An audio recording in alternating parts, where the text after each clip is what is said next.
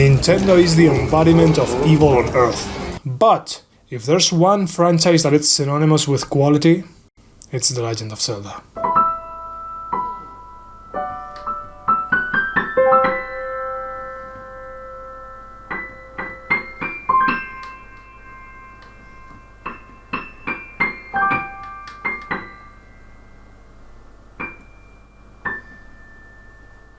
Tears of the Kingdom is an amazing video game, a twist on the world and mechanics of Breath of the Wild that I liked much more than its predecessor, to the point that I think it's one of the best video games ever made. This quick video is going to try to cover everything Tears of the Kingdom, as well as my experience playing it. A somewhat particular experience. I went completely blind to Tears of the Kingdom. I just watched the first trailer and decided that I prefer to know absolutely nothing about the game and play it absolutely blind. Consequently, my experience with Tears of the Kingdom has been magical and unique in the sense that I felt that I alone was discovering everything, as if the game had been made just for me to play it at my home. It's been super cool, really, a magical feeling of exploration, of getting lost in a world that, although familiar, was like visiting it for the first time because I'm silly and I didn't remember Hyrule from Breath of the Wild.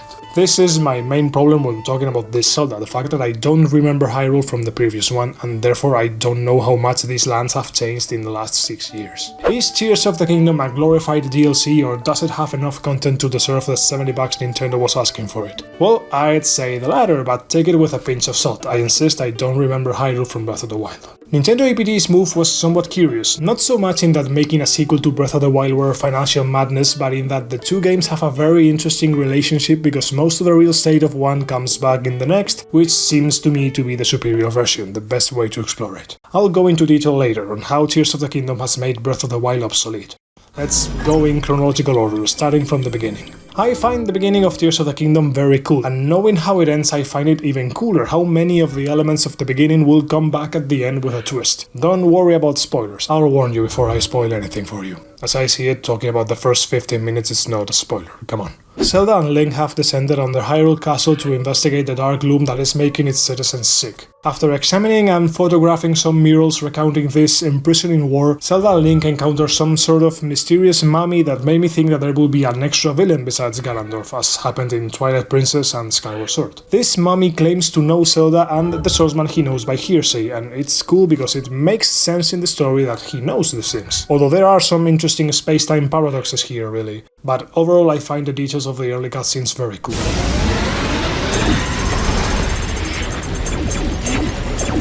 This moment is bonkers. In my opinion, it's a very good idea and greatly executed how they justify resetting your progress. It looks spectacular, and it's the first example that someone in the team in Nintendo APD knows video games inside out, that has a sibylline knowledge of how to properly make them. This cinematic was the first example of me freaking out with the music of this game. For my taste, it orchestrates wonderfully each and every one of the cinematics, and it elevates them a lot because it's composed with a lot of subtlety. Look here, reinforcing the terrifying rise of the villain.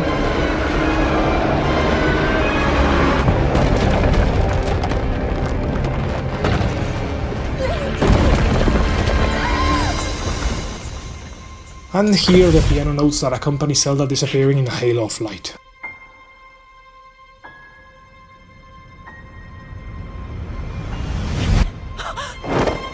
Those four notes referencing the main theme of the game.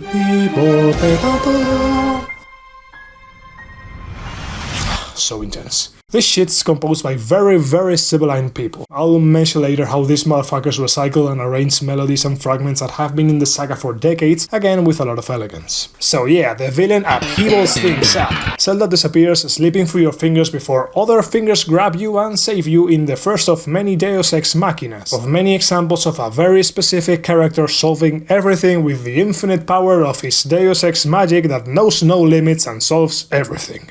It's amazing that every scene this character is in is the same story over and over again.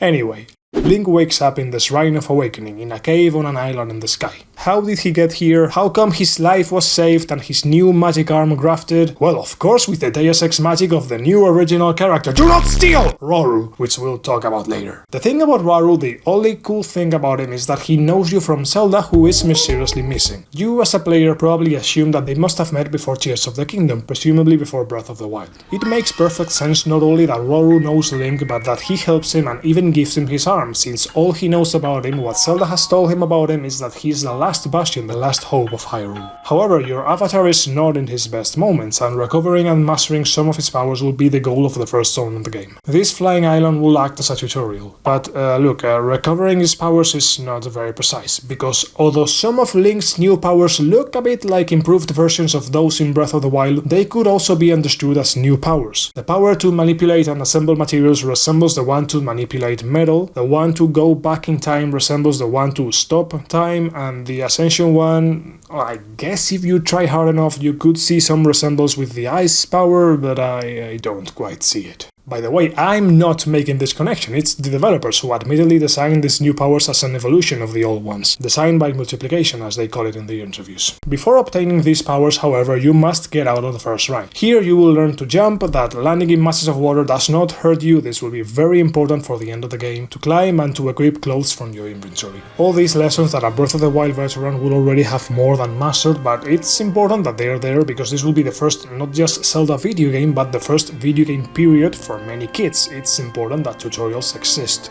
Jumping from the Shrine of Awakening is one of the most iconic moments in the game. The orchestra starts slapping while a very bitching cinematic shows Link falling from the sky with one of the dragons from Breath of the Wild in the background and the title of the game next to it. Pretty iconic, really. I'm sure this moment will be referenced for years to come in video game history as much as the moment of peeking over the hill in Breath of the Wild. After falling to the tutorial island, you will find a very strange robot that did not appear in Breath of the Wild and whose design replicates that of a mini-boss that was also not in Breath of the Wild. What was in Breath of the Wild is the Pad, which Zelda used to take photos in the opening cinematic. Her photos are still there, in fact, a cute detail. All of this is no coincidence. The writers showed you Zelda taking these photos and mentioning the device by name because they want you to know that the device you have isn't yours. You use it during the game, but it's a gift from Zelda. And as such, it comes with the first and most important quest of the game: find Princess Zelda. The robot tells you that the princess left them the device so that they could keep it until they could give it to you. For me this was like, oh shit, so Zelda must be next door. And, well, yes, but actually no, but actually yes. It's a completely intentional move to make you think that Zelda is in the Temple of Time, quote-unquote, the other, I guess, Temple of Time, because there's another one in Hyrule. But well, I suppose if one of the two has the right to be called that, is this one, I guess? So the Find Princess Zelda marker points to the fake known fake Temple of Time, so in my personal case I went expecting to find Zelda relatively soon. I mean, obviously I wasn't going to find her 5 minutes into the game, but the robot's dialogue misled me, saying that Zelda gave them the device in a past tense,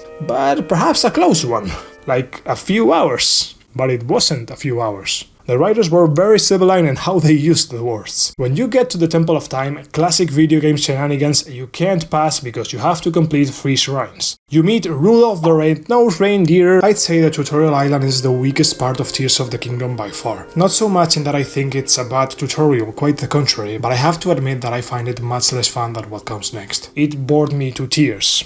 Of the kingdom, I'm sorry, it bored me to the point of forcing me to play to get to the good stuff, even if that meant that the good stuff would be the making of this video, because I apparently love making 4 hours plus video essays on games half a year after their releases. 4 powers our swordman would need in order to descend from the heavens, 4 powers which the game will present to you in a very specific order, unless you're a terrorist like me and overlook one of the shrines having to come back later. The first power you get is the Ultra Hand, the power to manipulate and build stuff. We start strong. The power to build, I imagine it will be one of the most controversial things of the game, in the sense that there will be people who hate it and there will be people who consider it the new revolution of video games after Breath of the Wild, which apparently revolutionized many things. We'll talk about it later. To those who hate the power, I get it. It has its limitations. As soon as you try to create a couple of things that you think should work and you see that they don't, you may feel like, so it's one of those abilities, one of those that can only build very specific things only when the game wants you to. And that notion, while it has some truth to it, that there are a number of specific designs that the game knows they work and in fact even ends up giving them to you, is on the other hand a big lie. I have to admit I failed as an engineer. I've limited myself to putting fans on wings and flamethrowers on balloons. I felt great creating my stuff, but I haven't exercised the creativity of some of the degenerate minds that have put their hands on this game. And to see them in action,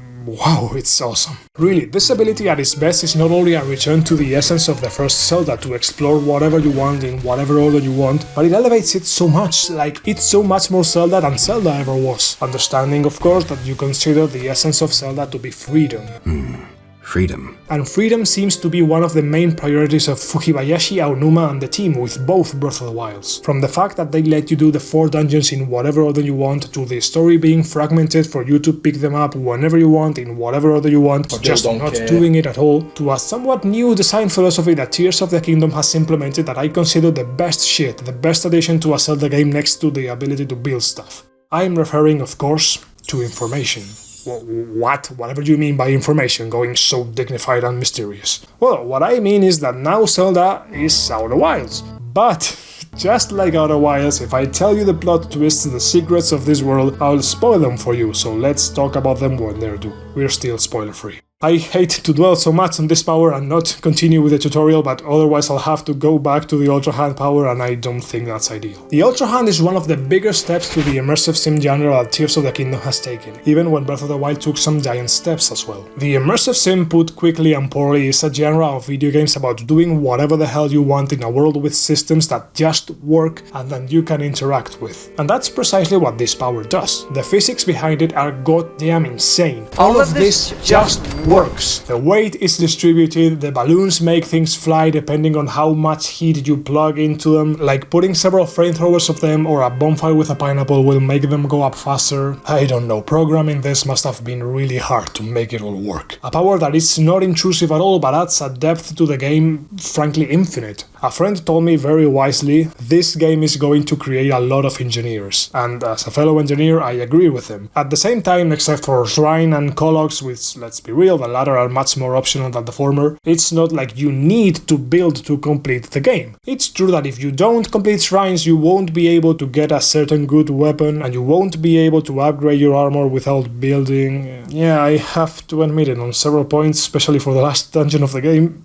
Yes, I'm sorry, you just have to build to complete the game even if you don't like it. It seems to me that the implementation of this power is one that I'm not sure whether or not it will set a trend and be imitated by the industry to the point that fucking Gambling Impact 2 will copy it as in their plagiarized scam, but what it does seem to me is that the building power is god tier, as it gives lots and lots and lots of depth to the game without bothering too much those players who simply don't want to build stuff. If I wanted to build stuff, I would have gone to build stuff school! The first shrine is a good tutorial on the stuff building power. The funny thing is that the tutorial doesn't end once you complete the shrine. For some players, in fact, for degenerate minds, the building tutorial never ends, the whole game is their sandbox. For the simpler folk, we'll have to endure a section that, while necessary, because the building power is anything but intuitive the first time it's put in front of you, tests the player's patience, scenario after scenario in which you have to use the creative building power in a super specific way. After several boats to cross lakes, grappling hooks to descend zip lines, bridges to cross ravines, at least my patience reached its limit. This tutorial is absolutely necessary, but I'd be lying if I said I had a good time in this section. Anyway, second sanctuary, second power, putting stuff on top of the weapons. Basically, I have a pen, I have an apple.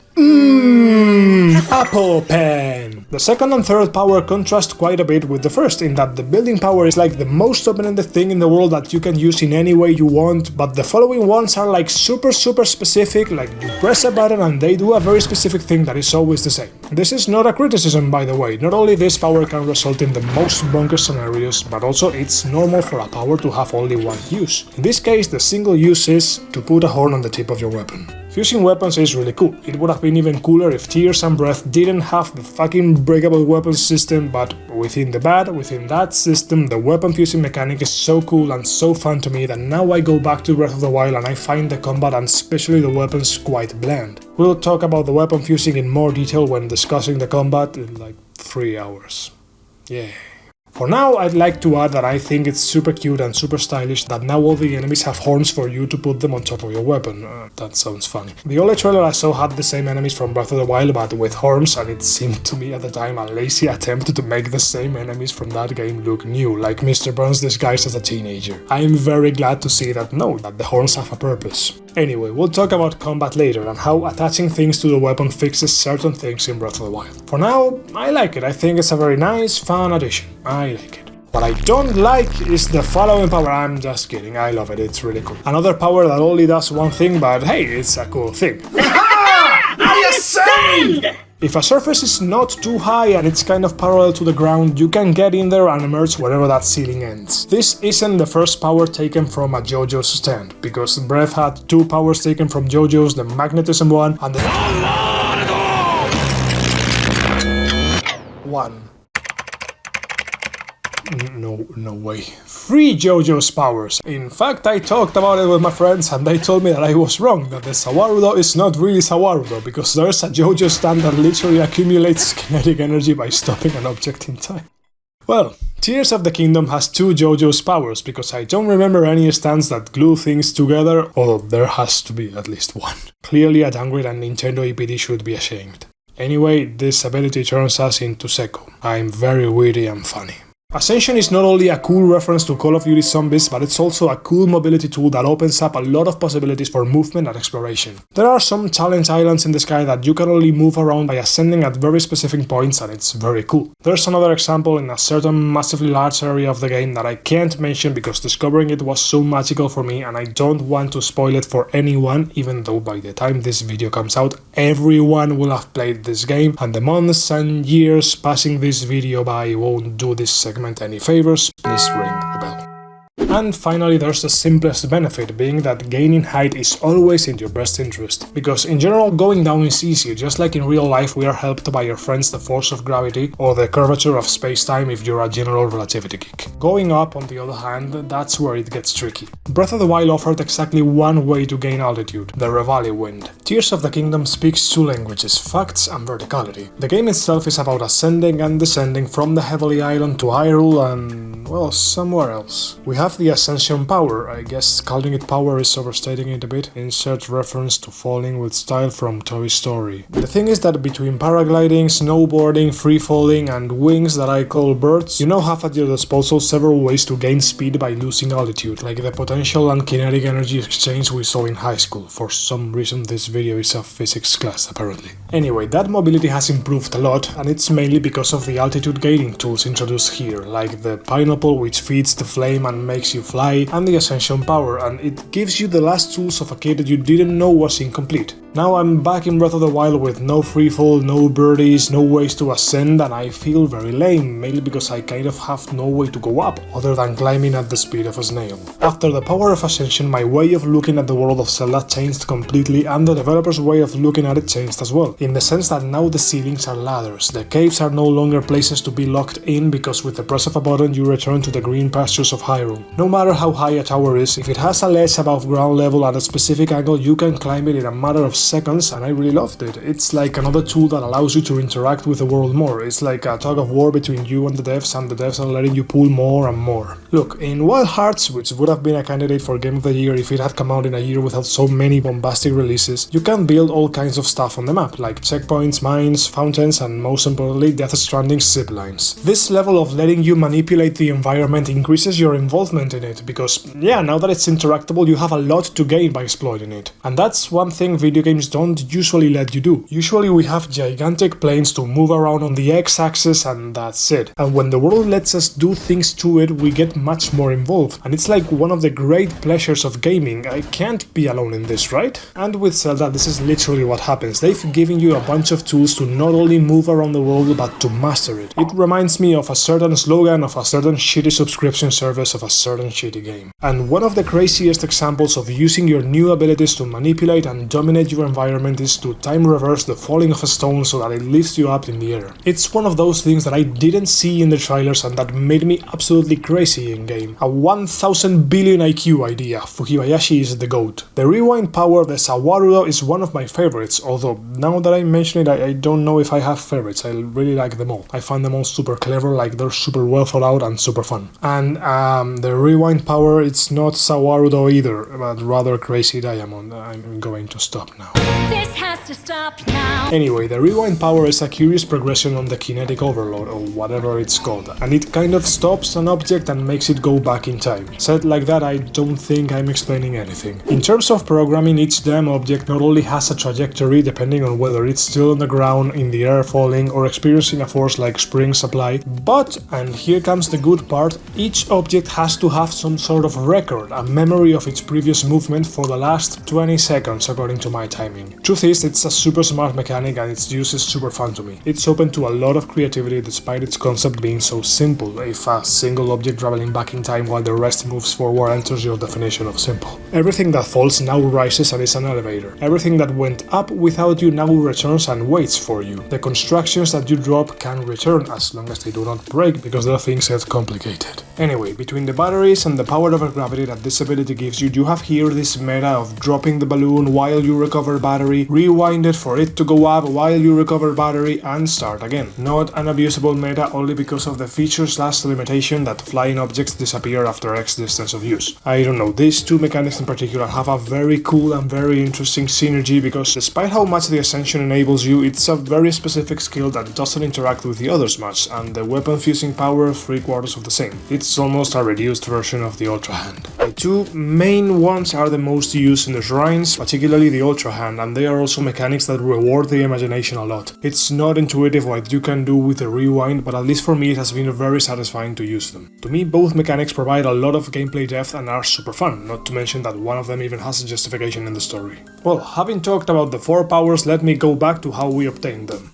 Walking around the ring-shaped corridor that makes up the tutorial, we will find ourselves in front of the Door of Destiny, which we will not be able to open due to lack of hearts. This door is not only a wonderful excuse to go to the 4th shrine to get the power to rewind, and not only is it a reminder or tutorial about upgrading our stamina and life, the only option in the tutorial to not block the game, but in addition to all that, it's doing one thing that I love about Tears of the Kingdom, which is tricking you, messing with your head. What do you mean by this, Meni? Tears of the Kingdom on more than one occasion, in fact most of them take place right now in the tutorial, uses knowledge that it knows you have from Breath of the Wild to mess you up. It knows what expectations you bring and plays with them to perfection. Just so happens, of course, that some of those examples I don't want to spoil. What I will say for now is that in the previous game you needed a total of 13 hearts to get the Master Sword, one of the most important optional goals of the game. For its sequel, the most normal thing is for a player to assume that the game is going to be exactly the same, and seeing how the combat system is exactly the same, can you blame anyone for thinking so? To assume that they're going to need to upgrade their health to recover/fix the Master Sword. And this door is here mainly to mess with you, to reinforce that notion that this time you'd better start accumulating hearts as soon as possible because you're going to need them. And yeah, there's a door up ahead that will require you to have a lot of hearts, but what was funny to me is that the most memorable and I would say important scene regarding this requires stamina. Tears of the Kingdom throws you the biggest of curveballs and I find it hilarious. I find it super cool how Fujibayashi plays with you as he pleases, or at least he did with me. I guess I won't be alone with this. And relatedly, have you noticed that the dragons from Breath of the Wild are back? Very cool, really, they were one of the highlights of that game. Many players remember them fondly and it makes a lot of sense that they are back, and now they've taken to the skies. The first one I saw was this one with the blue scales. It was too far away, I didn't see it well, but come on, has to be the ice one, which is my favorite. In this game you can steal the spikes. The fire one burns everything it touches and keeps you warm, the lightning one gives tremendous discharges that disarm the enemies, but the ice one just turns the enemies off. You're done, son! You can set up some crazy strats to freeze the most powerful enemy while you deal with the others, or throw them down a cliff without them being able to do anything to stop you. You could do all this in Breath of the Wild, but here you have much easier access to the elements due to weapon fusing and Fujibayashi's deep knowledge about video games. Gemstones now grant elemental powers to weapons, as do elemental fruits, dragon spikes and elemental choo-choos. Back on track. One character will accompany you throughout the tutorial. Raro the Furry, the one who gave you your new arm, which allows you to interact with the Know My technology. Yes, I know it's called Sonai, but it looks and sounds suspiciously similar to the extinct civilization of Outer Wilds, so I'm not wasting the opportunity to be funny. There's a certain dramatic component to Roro being here, helping you doing this last favor for Zelda and Hyrule, trusting the former and believing you'll save the latter. However, the character is so Gary Stu in the story that I just can't like him, even though I find the scene he has in the present quite nice. His farewell is a bit tragic, especially with the certified banger that accompanies each cinematic, here playing on piano small motifs of the main theme of The Legend of Zelda. You are exactly as Zelda said.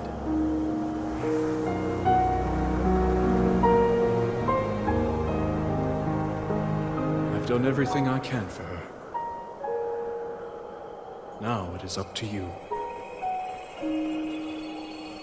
Apart from that beautiful music, which we will hear arranged in the following/previous cinematics of the game, the direction is the other element that ends up elevating these cinematics of a story that, well, I don't think it's very good, although it has its moments. Look here how Link's arm shines, and just the next frame, the next shot, is Link through Roru's arm, as if emphasizing that which connects them, the arm of the latter. I'm not going to dwell on every shot of every cutscene, nor on every moment of the soundtrack, because we will literally stay here until tomorrow. Who am I kidding? I'm going to do just that in the music department, at least. I've liked it a lot. But, yeah, actually the phrase, "I've done everything I can for her," it's not true. We'll comment on that at the end of the video. The tutorial is over, and with it the last mandatory cinematic of the game, I think, in which the Master Sword shines and makes the sound of Fi from Skyward Sword, which is confirmed because on this occasion, as well as others, Fi's theme plays and it moves me so much. The orchestration of the cinematic is pure gold, I tell you. The Master Sword clearly communicates with Link in this scene, asks him to unseat her and place her in the air where she seems to use the time travel ability or something that sounds the same and disappears, spawning next to Zelda, who is in a similar situation. The princess picks up the sword, strikes this iconic pose, and one of Breath of the Wild's dragons emerges with a roar from the clouds, dispelling them and allowing us to start the game proper. About time. I insist that this is a very important tutorial, essential, but I found it quite tiresome, especially at the beginning, the part of the Ultra Hand. But also, everything that happens here in the story is beautiful, in the sense that if you review it with the information you have later, many of these things acquire a new meaning, and I have tried to convey precisely that with how I have written and narrated the script. If you know, you know. The cinematic ends with the camera clearly pointing at King's Landing, the place where you have to go to advance in the story and the game. I want to stop for a second and compare this to another iconic gaming moment that's been discussed a lot of YouTube, leaving the tutorial in Dark Souls. A raven flies you from the aforementioned to the land where the game takes place, Lordran. I'm doing this because certain psychopaths have argued that the Raven cinematic shows you with the camera the direction you need to go in, which is a must because Dark Souls is infamous for its interconnected world, one where you can go in multiple directions, not all of them at all feasible for a level 1 character. All but one direction right now are death traps, and the game knows it, so it's vital that it helps you advance a bit, and that's why it's great that it shows you with the camera where you have to go, until it literally turns 180 degrees to point in the opposite direction. Bravo! Much better, now I know where I have to go. And let's see, clearly the game has considered that the most important thing is that you see the bonfire and the crestfallen knight, but the psychopaths who argue that this helps you advance deserve to be put in the undead asylum. Literally, the camera is pointing in the opposite direction. Compare this to Zelda. The cinematic ends with the camera zooming in, pointing at King's Landing, with Link looking at King's Landing for quite a while Zelda says the iconic line, "Link, you must find me." When you retake control of the character, the camera is still pointed at King's Landing, literally in the center of the screen, right above the protagonist. This is communicating to the player where they have to go. And in fact, that's not the only thing this masterful shot communicates. You will literally see everything that's important in this shot, well, except for one thing which has just appeared in the opening cinematic. You have Hyrule Castle now flying above ground level with the hole where it used to be, which we presume descends into the catacombs where the beginning of the game took place. We see King's Landing in the center, we see the giant tattoos, as I call them, very important from the story and for Zelda's quest, and here another of the great additions to Breath of the Wild, the chasms. So yeah, everything important in one shot. I'm convinced that this is not a coincidence, this was thought out. The camera was moved to a position where you can see all this, so that many players could turn around and go in the opposite direction. Whee! Here comes one of the key moments of the game. What you do next will say a lot about you as a player. I'm talking about the players who will jump at the players who will take a bird out of the pocket like Doraemon and fly in any direction but the one they have to go in. I've been the latter. I haven't played submissively doing what the game told me to do when it told me to do it. It's not like there's anything wrong with doing that, that's precisely what I wanted to talk about. Zelda Breath of the Wild and Tears of the Kingdom are sandbox MMORPGs in which you get to write your own story instead of following a laid-off path like a certain MMORPG. In both games, as soon as you finish the tutorial, you can, in theory, go straight to the final boss and beat the game. And while following this course of action probably won't result in the most satisfying experience, the fact that you can do so is a huge statement of intent, one that seems to me to perfectly fit video games as a medium, the open world as a subgenre, and particularly The Legend of Zelda, a saga that began with an iconic screen where you could go wherever you pleased. But the point is not to get nostalgic, not now at least. The point is that both Breath and Tears are designed for you to play in whatever way you see fit, and that's wonderful. wonderful, although very complex, because players who want to do things right, things in order, can get a little confused. I think the do whatever you want design philosophy of these last two Zeldas is wonderful. The confusion is a very small price to pay for the marvel that is freedom in video games. It's incredible to me that there are not so many open world games like this that really let you do what you want in the order you want to do it. But there's a very particular thing that I notice in Tears of the Kingdom much more than in Breath of the Wild, which is the use of information. I've already discussed it. Haha, Tears of the Kingdom is Outer Wilds. But both games have different philosophies in terms of how they approach information. In both games, information is the key to getting through the game, but in one more than the other. It's impossible for you to complete Outer Wilds without understanding Outer Wilds, because the series of actions you have to take to see the credits is too obtuse for you to get it by pure luck. Similarly, Tears of the Kingdom requires you to understand one very simple thing in order to beat the game.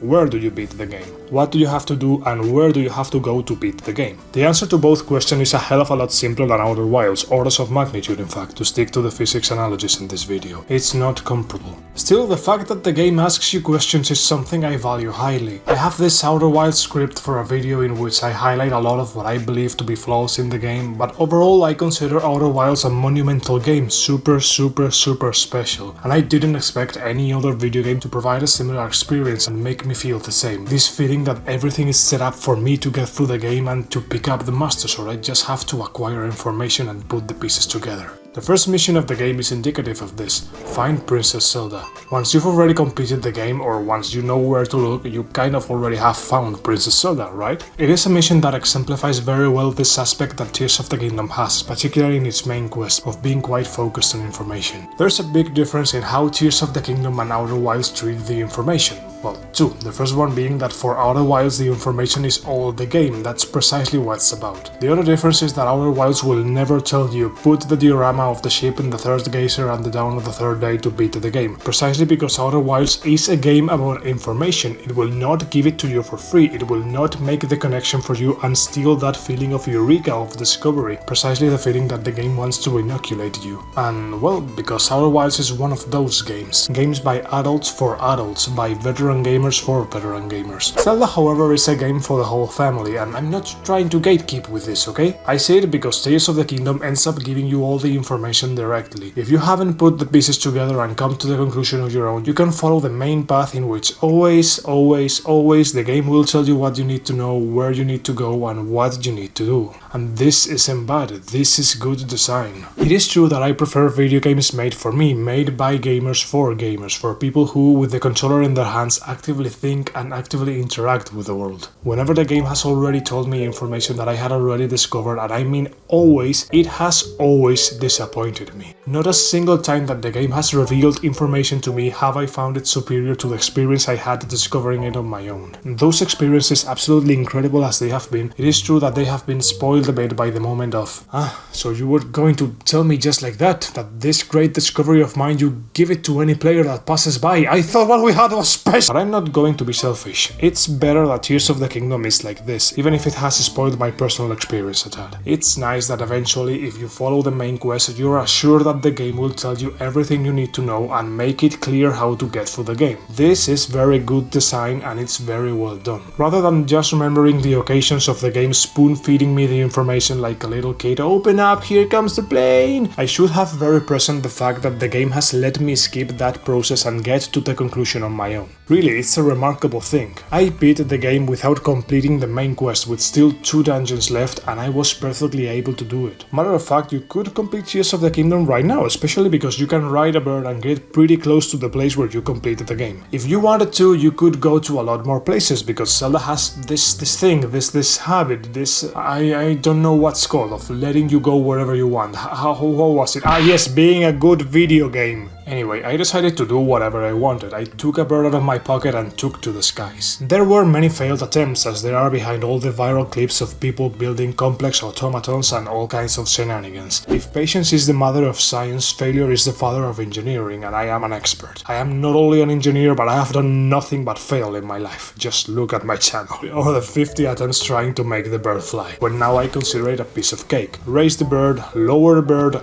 get on the bird, make the bird go back in time, hit the bird to activate the fans, and voila! let's fly. Very simple. After several landing failures, as there's not so much water in Hyrule to cushion your fall, that's another Zelda, I fell into the smallest puddle in Kakariko. And here I freaked out. I was on a call with a friend who incidentally was in Hyrule Castle and he heard me squealing like a pig. I didn't know what was waiting for me downtown, as I didn't know that Tears of the Kingdom was going to use the same map as Breath of the Wild, to the point of perhaps being somewhat lazy. I had no idea about anything because I hadn't seen any trailers, so dropping into Kakariko left me fascinated. This was the first moment where I stopped feeling frustration and boredom. Really a breath of the wild. I'm sorry, a breath of fresh air. Excuse me, princess, if this was a spoiler. Yes, I can confirm Kakariko is in the game. I know, Kakariko in a Zelda. Shockers. I'm teasing to try and be funny, but mostly to slyly link into the script the point that this sort of thing really is a spoiler. Tears of the Kingdom is a game about accumulating knowledge and mostly exploring. To spoil surprises and locations is to literally spoil the game, so I'm going to be more careful from now on. My girlfriend is a psychopath and she likes spoilers. She likes to be told, go here and beat this mini-boss to get this particular prize. And I don't want to invalidate anyone's experience, but for those who don't want their games spoiled, I'll try to give fair warning before I start spoiling surprises, no matter how small they are. I hope I haven't spoiled anything important so far. I shouldn't worry too much either, because everyone would have played this 7 times by the time this video comes out. And not to rain on anyone's parade, but if anyone who hasn't played the game is watching this, first of all, thank you for rating me so highly, for watching my videos on games you haven't played. Really, thank you from the bottom of my heart. And second of all, just play Tears of the Kingdom, you dumb motherfucker. It will come as no surprise to anyone when I say that this game is marvelous, a blast, a masterpiece. It is worth playing it even if you have been playing video games all your life, because at the same time Tears of the Kingdom is designed for the youngest and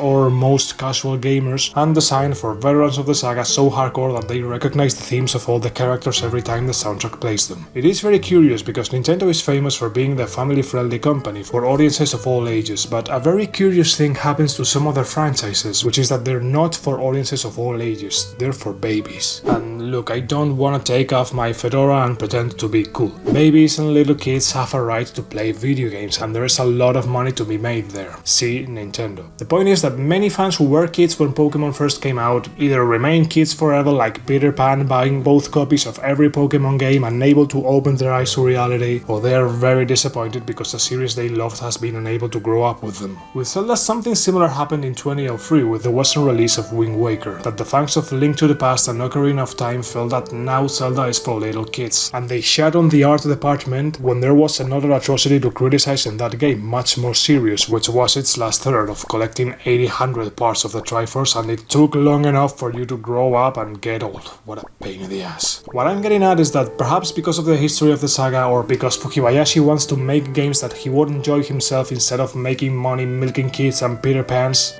Yeah, both Breath of the Wild and Tears of the Kingdom are truly games for the whole family and what Nintendo should aspire to do. Games that reward grit, cunning and skill, but don't prevent those who lack them from playing, and guide them to the end of the game if they aren't able to force their own path. And then there's a case to be made in that Nintendo publishes 2 types of games. Real video games, which are usually worth the price they ask for them, and rip-offs. The best way to interact with Nintendo is to sue them and demand that they repair the broken Joy-Cons they sold you knowing that they were broken. And aside from that, a smart buyer will not be one who buys anything Nintendo, nor one who scorns anything Nintendo, but one who buys the good Nintendo games and passes on the scams. And besides, as consumers, it won't be until we stop buying the scams that Nintendo and the rest will stop trying to sneak them to us. But casting pearls before swines and all that jazz. Nintendos will do what Nintendos do best, empty their wallets. And speaking of emptying the wallet, Let's continue with the script. Tears of the Kingdom is a huge game, full of mechanics. Since I want to make this video as light as possible, instead of dropping 2.5 hours of mechanics in a row and then an hour of main story, we're trying to intersect mechanics with story. Harder for me since I don't correct and review my scripts more than a couple of times, and it shows I'm of chaotic stupid alignment, but more fun for the viewers who are watching us from home and haven't rung the bell. Warn the passengers of this flight bound for King's Landing that we will gradually get into a spoilers territory, starting with King's Landing and the part of the main quest involving Dorito. When you drop into King's Landing, you meet the scientists from the first game. They tell you that the girl Pura is desperate to find you and Zelda, and as soon as she learns that the friend she thought was dead is at the door of her office, she stumbles to meet you and... Hey! And it's like... okay? This happens to all the characters when they greet you. They either treat you as a stranger or the dialogue says, "Great to see you," and their body language, I don't know, maybe I'm just a hugger in real life, but I don't know, how rare would it be to get a hug or a pat or even a handshake, with this emphasis that the game puts on the hands to open chests and doors and shake them to transfer the stance. This is not me, it's the devs in their interviews. I don't know, maybe it's just me, but I didn't feel like any of these characters miss Link very much. And I mean, Link is a mute avatar and all, but I think the intention is to make the characters appreciate him, right? Anyway, moving on. After a short sequence in the castle, you see Princess Zelda, but she's in another castle, so from here on you have to look for her. Pyrrha points out to the 4 places to go, each, you guess, with its own dungeon, so yeah, enjoy. This is really the point where Tears of the Kingdom lets you off the leash and invites you to explore, and that's what a lot of people will do, and that's what Fujibayashi wants, for players to do whatever they want, but us, for the sake of this video spacing, are going to be casuals and do what the game tells us to do, which, like Russian assets in European accounts after the first attacks on Ukraine, has been frozen. I'm a comedy genius. The Rito region presents a very serious problem, although perhaps not the most serious of all. They are starving. Basically, they are having to play the long dark when they are used to playing Stardew Valley. The nice thing about their village being in a different state than Breath of the Wild is that we're lucky enough to hear a completely new arrangement of the Rito theme, which is one of my favorites from the Zelda saga, and in fact one of the first pieces of music from the saga I've ever heard, with Wind Waker being the first game I completed from the saga.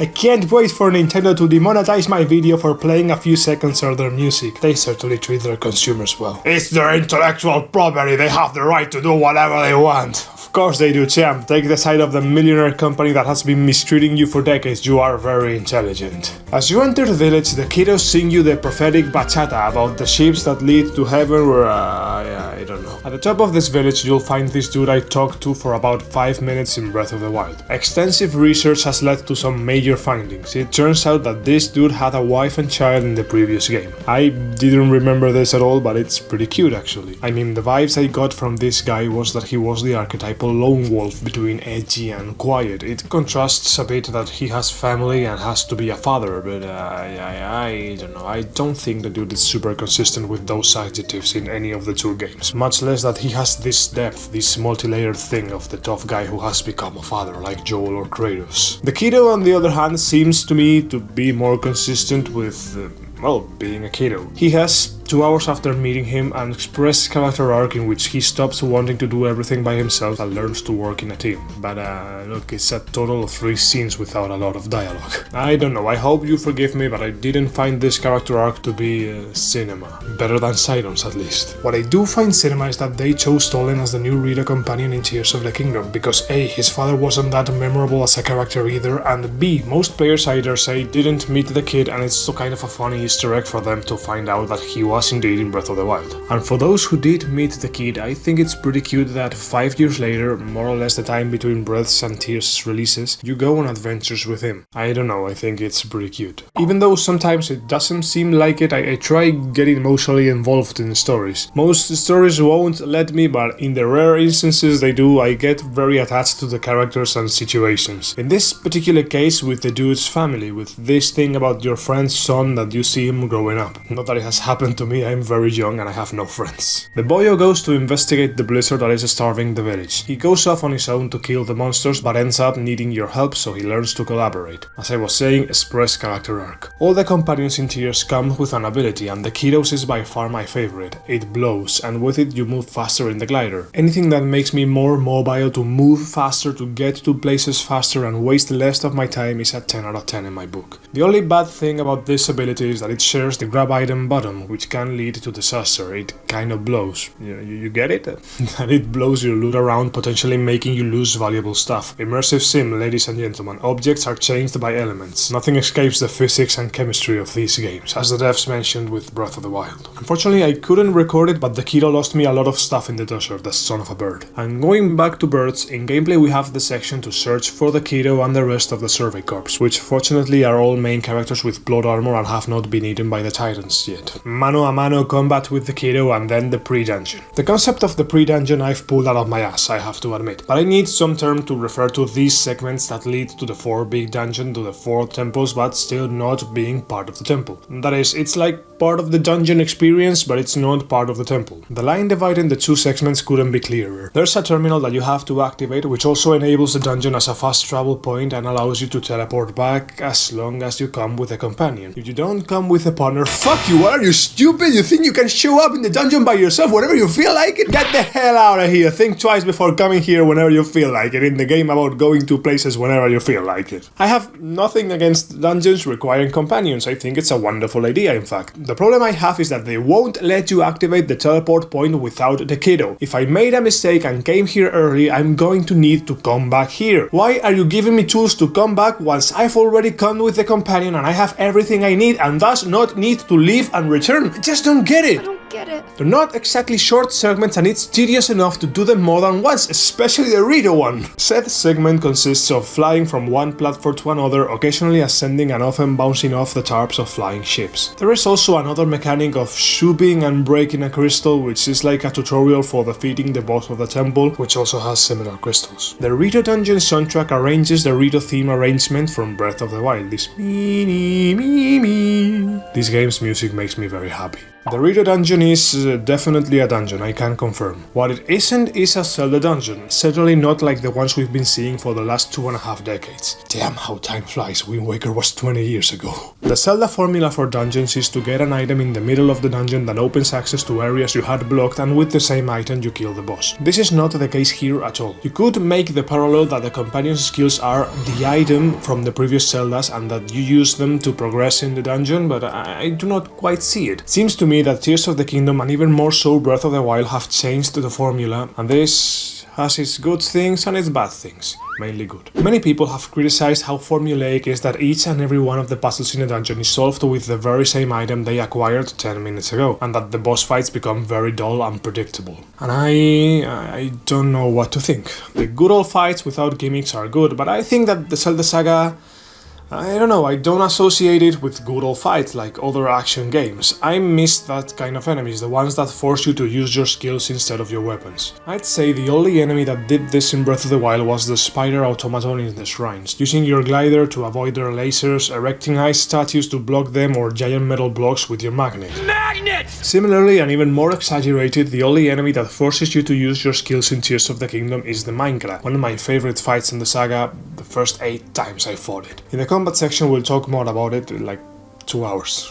Please kill me. So yeah, I miss the formula a tiny wee bit, both in combat and dungeons. Although, I'm not going to argue that Tears and Breath changing the formula automatically makes them suck, on the contrary. But I do find the dungeons in Tears of the Kingdom is a bit simple, at least the Rito and Sora ones. As soon as you enter, you log into the PC so that it points out the 4/5 points you have to unlock to beat it, and the companion and his ancestor have an excellent dialogue in which they explain to you in great detail that, in fact, the 5 mechanisms that you clearly see that do not light up and do not move have to be activated by activating the corresponding mechanisms. It's the kind of thing that is fine for those who need it, but I find it a bit insulting to my certified gamer intelligence. I'd rather figure it all out myself, to have a game that relies on my intelligence with clues that are optional. I think this could have been done better. And no, you literally can't access a dungeon without logging into the computer and marking everything on your map like it's Preston Garvey from Fallout 4. Your partner won't move till you log. And here's the kicker. Most of the puzzles in this dungeon require a certified kiddo moment, some more directly than others. Some require the kiddo to blow you to start solving the puzzle, like this one about lasers, or this one about using the crazy diamond and stalactites to trigger mechanisms. Sincerely, well played here, Fukibayashi. But for others, rather than the kiddo blowing you, this sounds awful, you'll have to solve a puzzle and then have him blow the mechanism. What I'm referring to are sequences like ascending, setting up a fan, and then the kiddo blowing it, or defrosting things with fire and then the kiddo blowing it through the walls. I don't know, it doesn't feel like classic Zelda to me, but it does feel like an enjoyable dungeon experience. Apart from this stalactite puzzle, I wouldn't say it's particularly difficult, but to be honest, I don't quite remember if the rest of the Zelda games shined for the difficulty and complexity of their puzzles either. After completing the dungeon, you are confronted by the Colgera, the portal worm, or the Rick and Morty worm if you're a Gen Z and have more taste. The visual design of this bug is pretty cool, and shooting it in the air in the middle of the storm using the kiddo to dodge its attacks is a cool experience. That's the thing, it's attacks. This bug ignores you during most of the combat, but when it hits you, it hits like a truck and not like the ones that send you to isekais. Is Zelda in an isekai? Incredible that the soundtrack of this battle arranges not only Breath of the Wild's own arrangement of the Rito village, but the OG Rito theme itself in a brutal climax.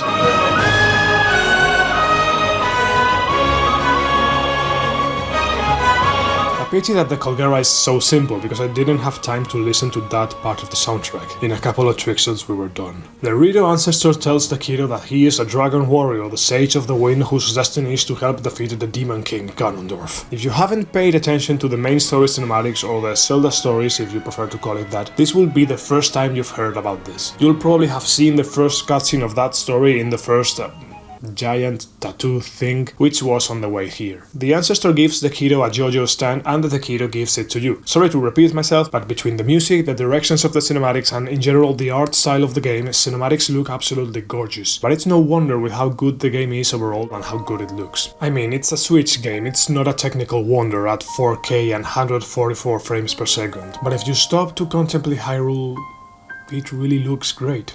It is a beautiful game. And beautiful is the arrangement of the Rito theme from Breath of the Wild, which plays again when the village recovers its original state, when the blizzard dissipates. And this is the moment when I got emotional. I'm not usually hit by nostalgia, like ever, but here it caught me completely. Celebrating among the Rito, listening to the song I heard for the first time 20 years ago, now arranged so beautifully. I don't know, I felt like a kid for a moment. And I beg your pardon as I'm getting off track every 5 minutes, but I suppose I really want to talk about a lot of stuff. Nintendo fans, am I right, fellas? Personally, I'm annoyed by this kind of person who lives in his childhood perpetually, who only wants to re-experience over and over again what he consumed as a child, and there's nothing and no one who can get him out of it. I mean, if I were to imagine this person as a sad adult who longs for that one single time in his life when he was happy, I would even feel some pity and sympathy for him, but I just don't think that's the way it is for some people. And it annoys me personally because not everything we saw and played as kids is good, and many of the things that these Peter Pans don't give a chance to are fabulous. No, I guess it's not that. I guess it's just that it rubs me the wrong way that Nintendo rips them off, shits in their mouths, tells them it's a smoothie and they say their stupidity annoys me. This is an interesting topic for a video, to be honest. I have grown up with Nintendo and I kinda wish I hadn't. I really regret not having had access to a lot of great single-player video games from Sony and Microsoft consoles and PC. Video games that treat the medium as an art, that are made by gamers for gamers. Maybe someday I'll make that video, so I'll leave it here. Closing the nostalgia topic, I have nostalgia for two video games, Pokemon Ruby and Sapphire, which I played as a kid like 20 years ago, and The Witcher 1, which I played a year and a half ago. Yeah, I don't understand the latter either. I guess maybe I have it easier than Nintendo's when it comes to nostalgia, because the best time of my life has been the last years, my time as an adult, if you can call me that. But certainly not my childhood/teenage years. I have zero desire to revisit them, to be honest. Not only did I not have the best of times, but I was also stupid as fuck. Average teenagers, am I right, fellas? And on the other hand, a friend told me that for him, Tears of the Kingdom made him feel like a child again, like the video games he played as a child. And he described this as something nice, something special. I find it interesting, Tears of the Kingdom being like the games we played as a child. Interesting in the sense that I don't agree. It is much better. I wish Wind Waker, and forgive me but it's the Zelda that I played as a child, were half as good as Tears of the Kingdom. To me, it's not only that technology has advanced and graphics have more pixels, and there are exceptions for this, but nowadays there are really good video games being made. And we're lucky that The Legend of Zelda is leading the innovation of video games. Well, let me correct that. As far as AAA are concerned, Zelda is certainly on the crest of the wave of making, if not some of the most innovative games, definitely some very fun and fresh games. I especially like Tears of the Kingdom, a very curious balance between immersive sim and traditional Zelda, more the former than the latter. Since I mentioned the traditional Zelda thing, why don't we talk about shrines, one of the remnants of this leg of the Zelda 3-leg stool analogy. I mean solving puzzles. Ocarina of Time would set the standard not only for how 3D video games would be made, but what Zelda would look like as a saga from then on. You basically explore the kingdom and solve puzzles in dungeons. It's definitely a formula, I can confirm, and it's not one that I loved very much, to be honest. I remember as a kid thinking while playing Twilight Princess that I wish I could take out the dungeons and just keep the exploration on horseback and the crazy stuff that happened on Hyrule. And Breath of the Wild granted my wish, like the fairy godparents populating their land that I spent half the game looking for. for them. Now, older, hopefully wiser, I am developing a bit of a taste for puzzles. Still, they're far from being my favorite genre of video games. The puzzles in Zelda Tears of the Kingdom come from various places. We have the ones in the temples, the ones in the Ubisoft towers, the ones in the form of Colocs with backpacks,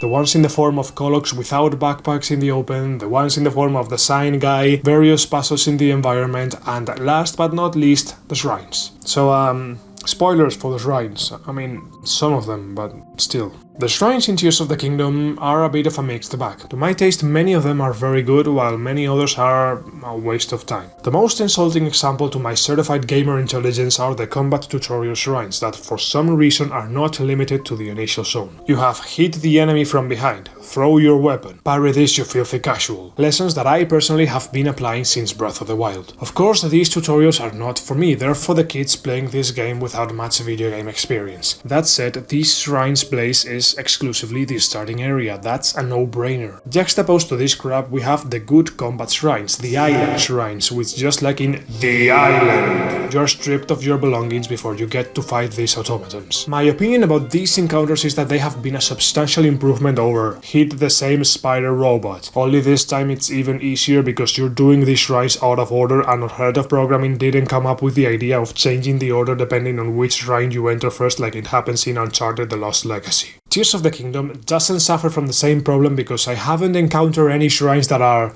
Logs 2, Electric Boogaloo, or Ice 7, Return of the Ice King. Since each puzzle shrine revolves around a different mechanic, a different application of building or rewinding, I don't see any need for the game to work magic and manipulate the order in which shrines are planted in front of you to ensure that you have the best experience, as it did need to have happened in Breath of the Wild, for many of its shrines at least. At the same time, it does seem to me that the combat encounters scale in complexity, so I wouldn't consider it a bad idea that whatever combat shrines you enter, the game would simply load Combat 3, Gyrotron's Revenge, assuming you've done Combat 1 and Combat 2. I don't think it's a flaw, not at all, because Tears' combat shrines have greatly improved from Breath's, because not only do they involve much more complicated and varied scenarios than plain, only this time there's water, but also because there are encounters that strip you of your equipment, thus evening the field for a player who comes armed to the teeth and a wretch who comes half naked armed with a stick because they just fell out of the sky. Of course the former will have more hearts than the latter, but that's about it. These challenges test the player's skills, not their equipment, and that's why they're so good. That's why the damn island was so good. I'm glad Fujibayashi's team saw all the goodness of the island and said, "We have to go back!" A couple of iterations of the combat shrine have blown my mind. This one, which involves several traps that you can dodge, go around, or even activate and use against your enemies, and this one, which involves several groups of floating platforms that involve a lot of verticality and require you to rewind time on this particular platform to ascend. Usually these scenarios have great weapons and spike at the end of them, so some strategies become viable, like hiding or even running away, praying to make it to the end of the room alive so you can arm yourself to the teeth and say the line, "I'm not locked in here with you! You're locked in here with me!" Here's a silly example. I have an enemy here on the platform above me. I was planning to use the ascension power, but his boyfriend has taken almost all of my life in one single shot. I decide to freeze the bastard so it'll let me destroy its weak partner before creating an ice platform with one of the new elemental fruits that are really cool. Use it as a bridge and take advantage of that enemy's freezing to charge the Tips Fedora or Aura. These shrines are incredible. The complicated version of the combat shrine captures the essence of the island and even greatly surpasses it, which I thought was impossible. They ask the player to make complicated decisions about how to approach challenges that admit several different solutions. One of the so many examples of Tears of the Kingdom showing that, despite being in third person and having the name it has, it belongs to one of the objectively best video game genres, the immersive sim. There are simple shrines which are clearly there to get you used to using your skills. Other times the shrine will be placed in a very specific area to teach you to do something very specific that you will need to do outside the shrine because you are in a very particular area that requires you to do X thing. And then there are the normal average shrines of solving a puzzle using your powers in a new way to complete it. The structures of these shrines are usually the same. They give you a super simple version of the mechanics they are going to test you on, and then they give you one or two increasingly complicated challenges challenges until you unlock the prize, and almost always an optional last challenge if you want an extra prize. I think it's a wonderful formula. They teach you to use your powers in a new way and develop that mechanic to the end. Well, maybe not all the way through to the very end, maybe there are times when the mechanics could be developed more and made more complicated, but I don't know, it's not like Sonic Frontiers where the worst puzzles consisted on press the run button or press the defense button. It's more like the best puzzles in Sonic Frontiers, slightly more complicated and slightly more complex versions of puzzles you already knew but that still could be solved by anyone. And that's kind of the thing. My girlfriend and her brother have been playing video games all their lives and one can't get the hang of the building stuff power and the other spends an hour on each shrine because he can't figure them out. And it's not that they're dumb, okay? They're both engineers. It's just that, yeah, the human mind is a complicated thing and what's difficult for one it's easy for another and vice versa. It's fascinating, truly. And well, fascinating is perhaps a slight exaggeration when it comes to describing the puzzle shrines, the average shrines, but I think some of them are pretty good. A more mediocre one is the one with the birds. This one, mind you, would be okay if it were in the first zone of the game, because using birds is like one of the most basic applications of the building power. In fact, I'll even say that getting birds to fly is one of the purest pleasures of many players in this game, I'm sure. As such, this shrine comes late. Teaching the player how to put fans on a bird, that's a lesson almost everyone will have learned, perhaps even on their own, before they get to this shrine, which is a long way from the starting area. This shrine starts with a little ball that you have to ride on a bird and ends with you riding on a bird, to which you have to attach a fan. One way to expand and develop this shrine would have been to combine it with the ability to ascend, like having to ascend to platforms that you can't fly over but you can under and use the ascension, or even using the rewind ability so that the birds go back to where they flew from, or even combine all of this. It could have been a crazy shrine, but it was left with put a fan on a bird as its grand conclusion. I think it's a shame and not representative of the quality and complexity of the better shrines in this game. So yeah, another example of a poor shrine. The rocket shrine starts with a small tutorial about rockets flying. Then you put one on a wagon on rails and it goes up, and finally on a wagon without rails so that it flies. They had a lazy day at the office. I don't know what's the point of doing the exact same thing 3 times. This shrine is in the Hebra/Rita region, which is one of the first regions a well-behaved player will visit. But come on, the only justification for such a basic shrine would be for the real puzzle to be outside the shrine, or again, that the shrine be in the first area. Incidentally, in one of the first areas is the shrine to feed these pieces, Tetris-like in 3D, and well, it's not bad. Contrasting with the shrine of the hydraulic batteries is an absolute scorcher. I mean, if you know what you're doing, you can beat it in about 10 seconds, but if you don't,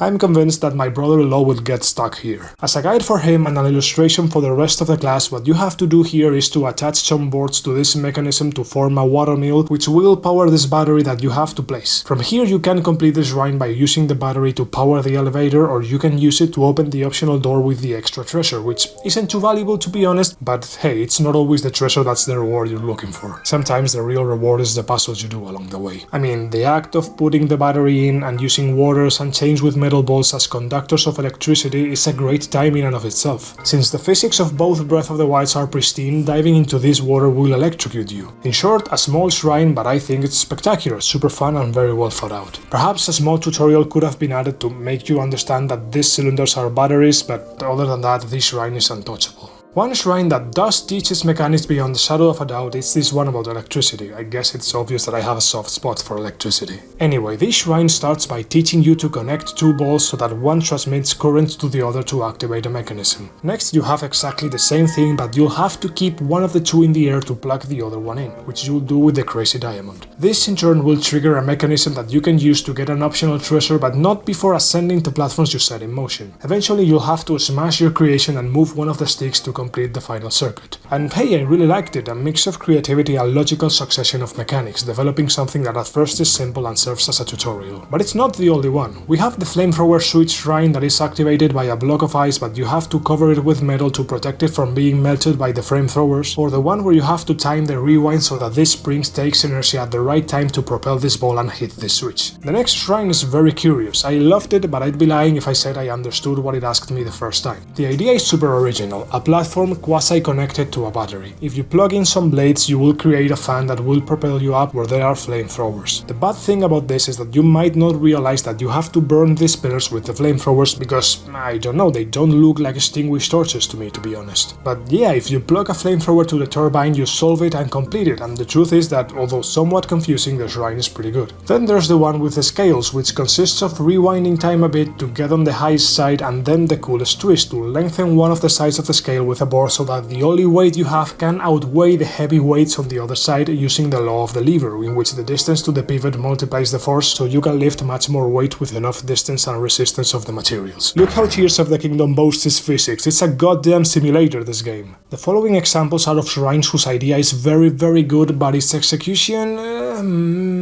Here we have a mini golf idea which is kinda neat. To hit the gigantic ball you will have to put a block on a stick and give it inertia. If you hit it hard enough straight, unfortunately you just solve it. The only good thing about this shrine is that there's an optional challenge, cause otherwise this would be a big disappointment. Just hitting a ball hard with a mechanic that isn't unique to this shrine...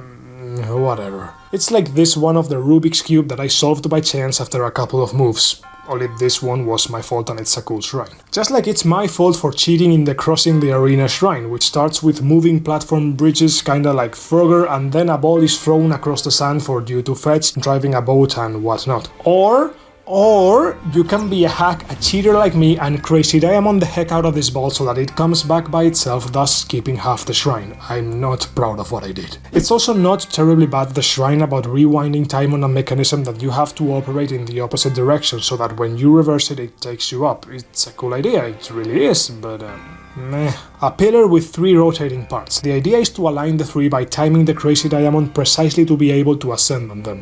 That's it, that's the whole shrine. To be honest, it's a tremendous disappointment. What the fuck is this, man? This shrine would be acceptable if it were part of these shrines whose puzzle is outside. I mean, in the tutorial shrine of the Power to Rewind, you already had to do the exact same thing, and that puzzle was like a third of that tutorial shrine's puzzles, which now comes back as an entire shrine. I don't know, lazy day at the office, as I was saying. So yeah, there are times when the shrine puzzle is outside the shrine. This is usually the case with the ones in the sky, which usually require you to move a crystal from point A to point B, usually using the Ultra Hand to build stuff. The vast majority of these fuckers will be empty, gifting you with a prize to match the more standard prize that all shrines give. Except for the ones that involve this sort of swooping, or the one with the skateboarding down the mountain challenge, which then gives birth to the best combat shrine in the game, and I wonder why there couldn't be more shrines like that. The subject of puzzles is a very delicate one, since different people have different capabilities and mental maturity and are better or worse prepared to deal with different puzzles. There is a school of thought in which there's some consensus that defends that a puzzle must start with its simplest version and then develop from there, getting more and more complicated. That's kind of the criteria I'm using here, that puzzles have to get more complicated or have to offer interesting twists to their mechanics. Vertical and horizontal development, respectively, are the names I use to refer to these two concepts. That said, it seems to me that puzzles are a bit more personal than this, in that I've done shrines that have had puzzles that have gotten quite complicated and still I didn't particularly like them. Different players have different tolerances and more affinity for different things. I can only speak from my personal experience and try to argue my case as best I can. In my personal case, there have been many shrines that I have liked a lot, but it's true that others have disappointed me a lot. It was super curious, especially being someone who doesn't particularly like puzzles. Every time a game makes me enjoy them, hats off to it. And that's been the case with Zelda Tears of the Kingdom, that on many occasions I didn't give these shrines a chance because I didn't have the energy, and when I did and they impressed me, wow, the feeling was so cool. I kind of clicked with the game, clicked with the Zelda saga and said, look, this is a little piece of the essence of Zelda from the last decades, I'm glad I'm able to enjoy it. And in juxtaposition, when I went into a shrine all excited and it turned out to be a dud, I left very disappointed and with very little desire to revisit the other shrines. And this, in turn, was a very unpleasant feeling. It was a bit like the one I had in Breath of the Wild, where I didn't want to go into the shrines, really. It was something I forced myself to do, but I didn't enjoy. It's very tricky for both games, having to make so many shrines. I mean, the impression I got at the beginning was that Tears of the Kingdom had fewer shrines than Breath of the Wild, but I was dead wrong. The Chad 152 versus the Virgin 120.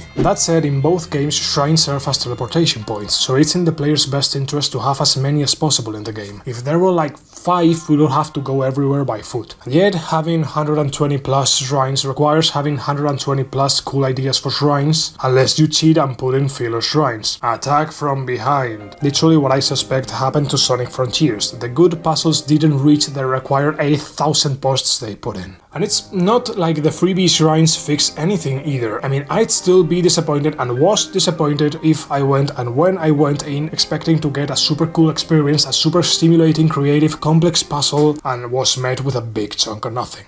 Anyway, content with the shrines that I liked, extremely delighted with all the shrines that I loved, and disappointed and even bitter with the shrines that wasted my time.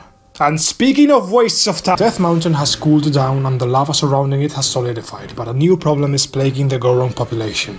Drug addiction. The Goron are now addicted to some stones that they eat thanks to this dude from Breath of the Wild, I guess? I don't know, I don't remember this guy for some reason. I think he was there, but I really don't remember him. Yunobo has become a successful businessman with shark mentality and hence ruin has come to everyone around him, and only a poorly dressed Hylian will be able to save his people. Each of the 4 sections of the main quest are quite different from each other, but perhaps the Goron section is one of the most different being the Gerudo. The first scene would be a couple of Gorons trying to swindle you to get money for drugs, then you meet Dark Yunobo Edgy, who comes off as much more of an asshole than in the previous game, but it doesn't last long because you're going to kick his ass right away. Yunobo will charge at you doing the spin dash of Sonic the Hedgehog Fund. It's not the most exciting fight in the game, but it's one of the few that doesn't repeat another 30 times. Oddly enough, neither does the next fight. After breaking the evil mask given to him by Princess Zelda, Yunobo is back to normal with his more insecure and sweet personality. The next thing is to ride some bitching wagons to the top of the mountain, where Princess Zelda awaits. The wagon section doesn't have the most intense and innovative gameplay, but it's fresh enough for me and I appreciated it. What I didn't appreciate was spending about 10 minutes stuck with the bird in the boss fight because I'm stupid as f. Little hint.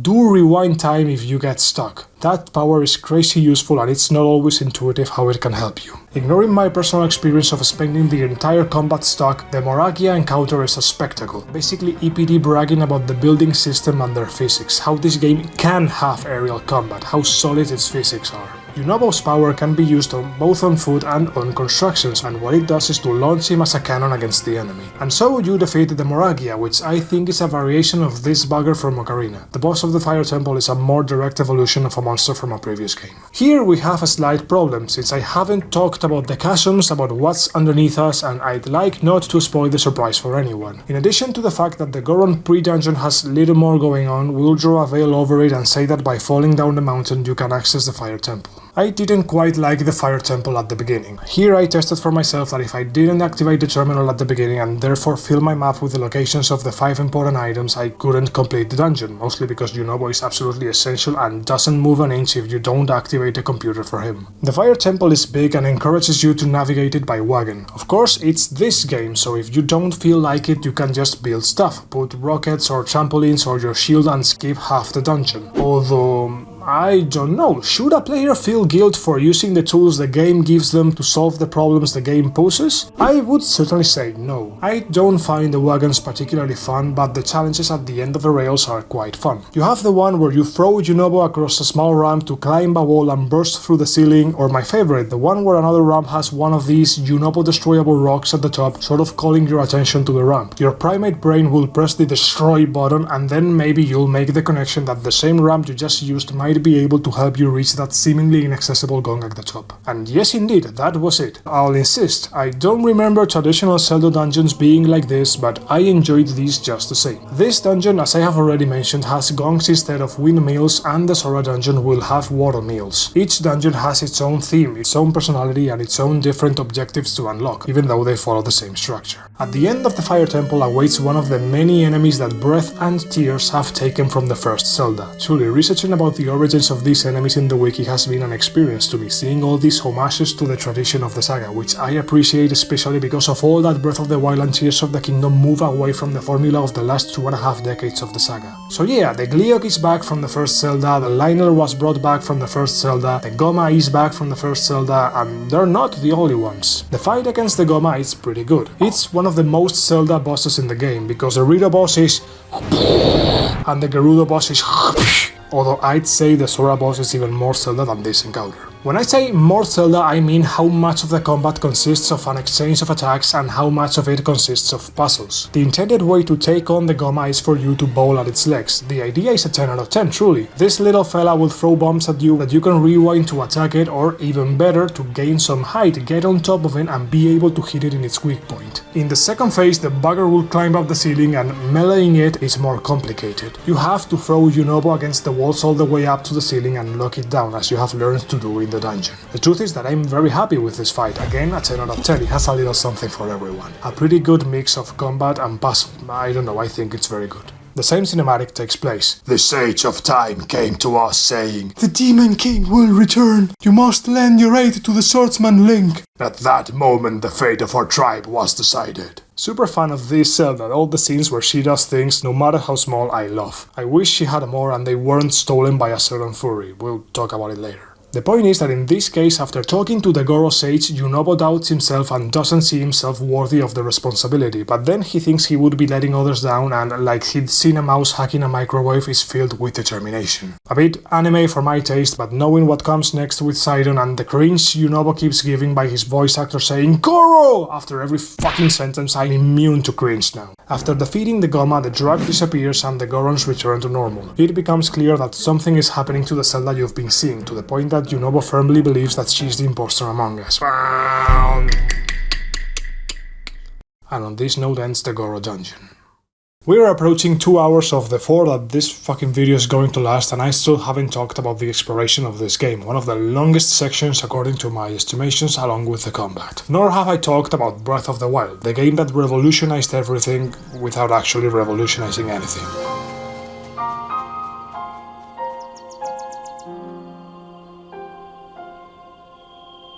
Breath of the Wild. A masterpiece if ever there was one, right? A true revolution of open worlds and video games in general, right?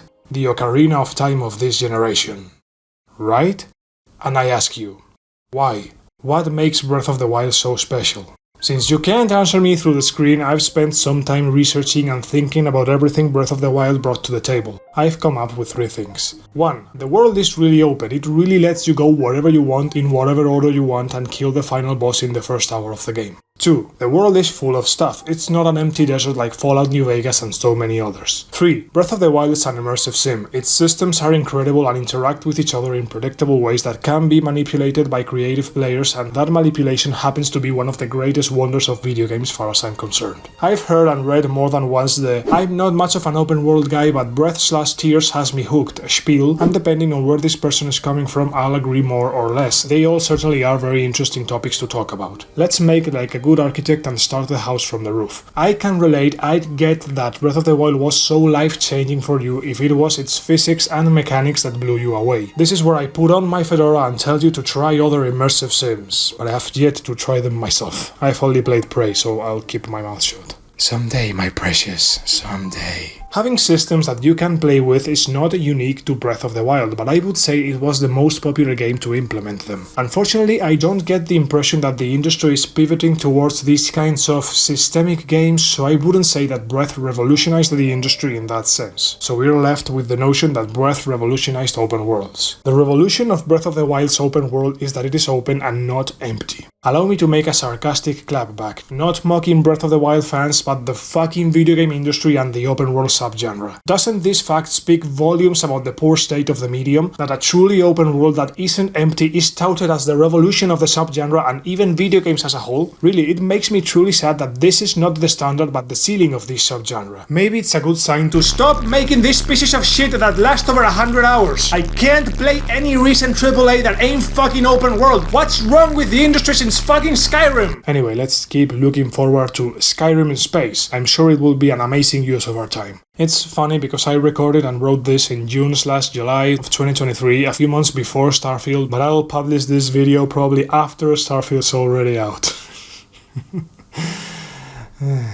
I don't think Breath of the Wild revolutionized anything. It hasn't been imitated beyond Casino Impact, which copied everything but its business model of honestly selling you a video game. Its intertwined systems and physics were phenomenal and have been expanded in Tears of the Kingdom, which has taken them to the next level, and therefore I like it much more. So yeah, let's talk about the sequel. Let's talk about how Tears of the Kingdom approaches exploration. But first, a little anecdote. As a certified gamer myself, the first thing I did after the tutorial was to fly to the sun and, like Icarus, got too close, got burned and ate a lot of fall damage. The literal first shrine I got into has mandatory fall damage, making it unbeatable without the glider or 500 hearts. Having neither, it was really starting the game off on the wrong foot. I had a super curious opinion about the game that now in hindsight makes little sense, but I'll share it with you anyway. Wow, fascinating! This has to be intentional for sure. In the other Zelda you had a way down but no way up, whereas in this game you have lots and lots of ways up, but once you're at the top you're like a cat stuck on the top of a telephone pole being chased by a dog. What a curious relationship to verticality both games have.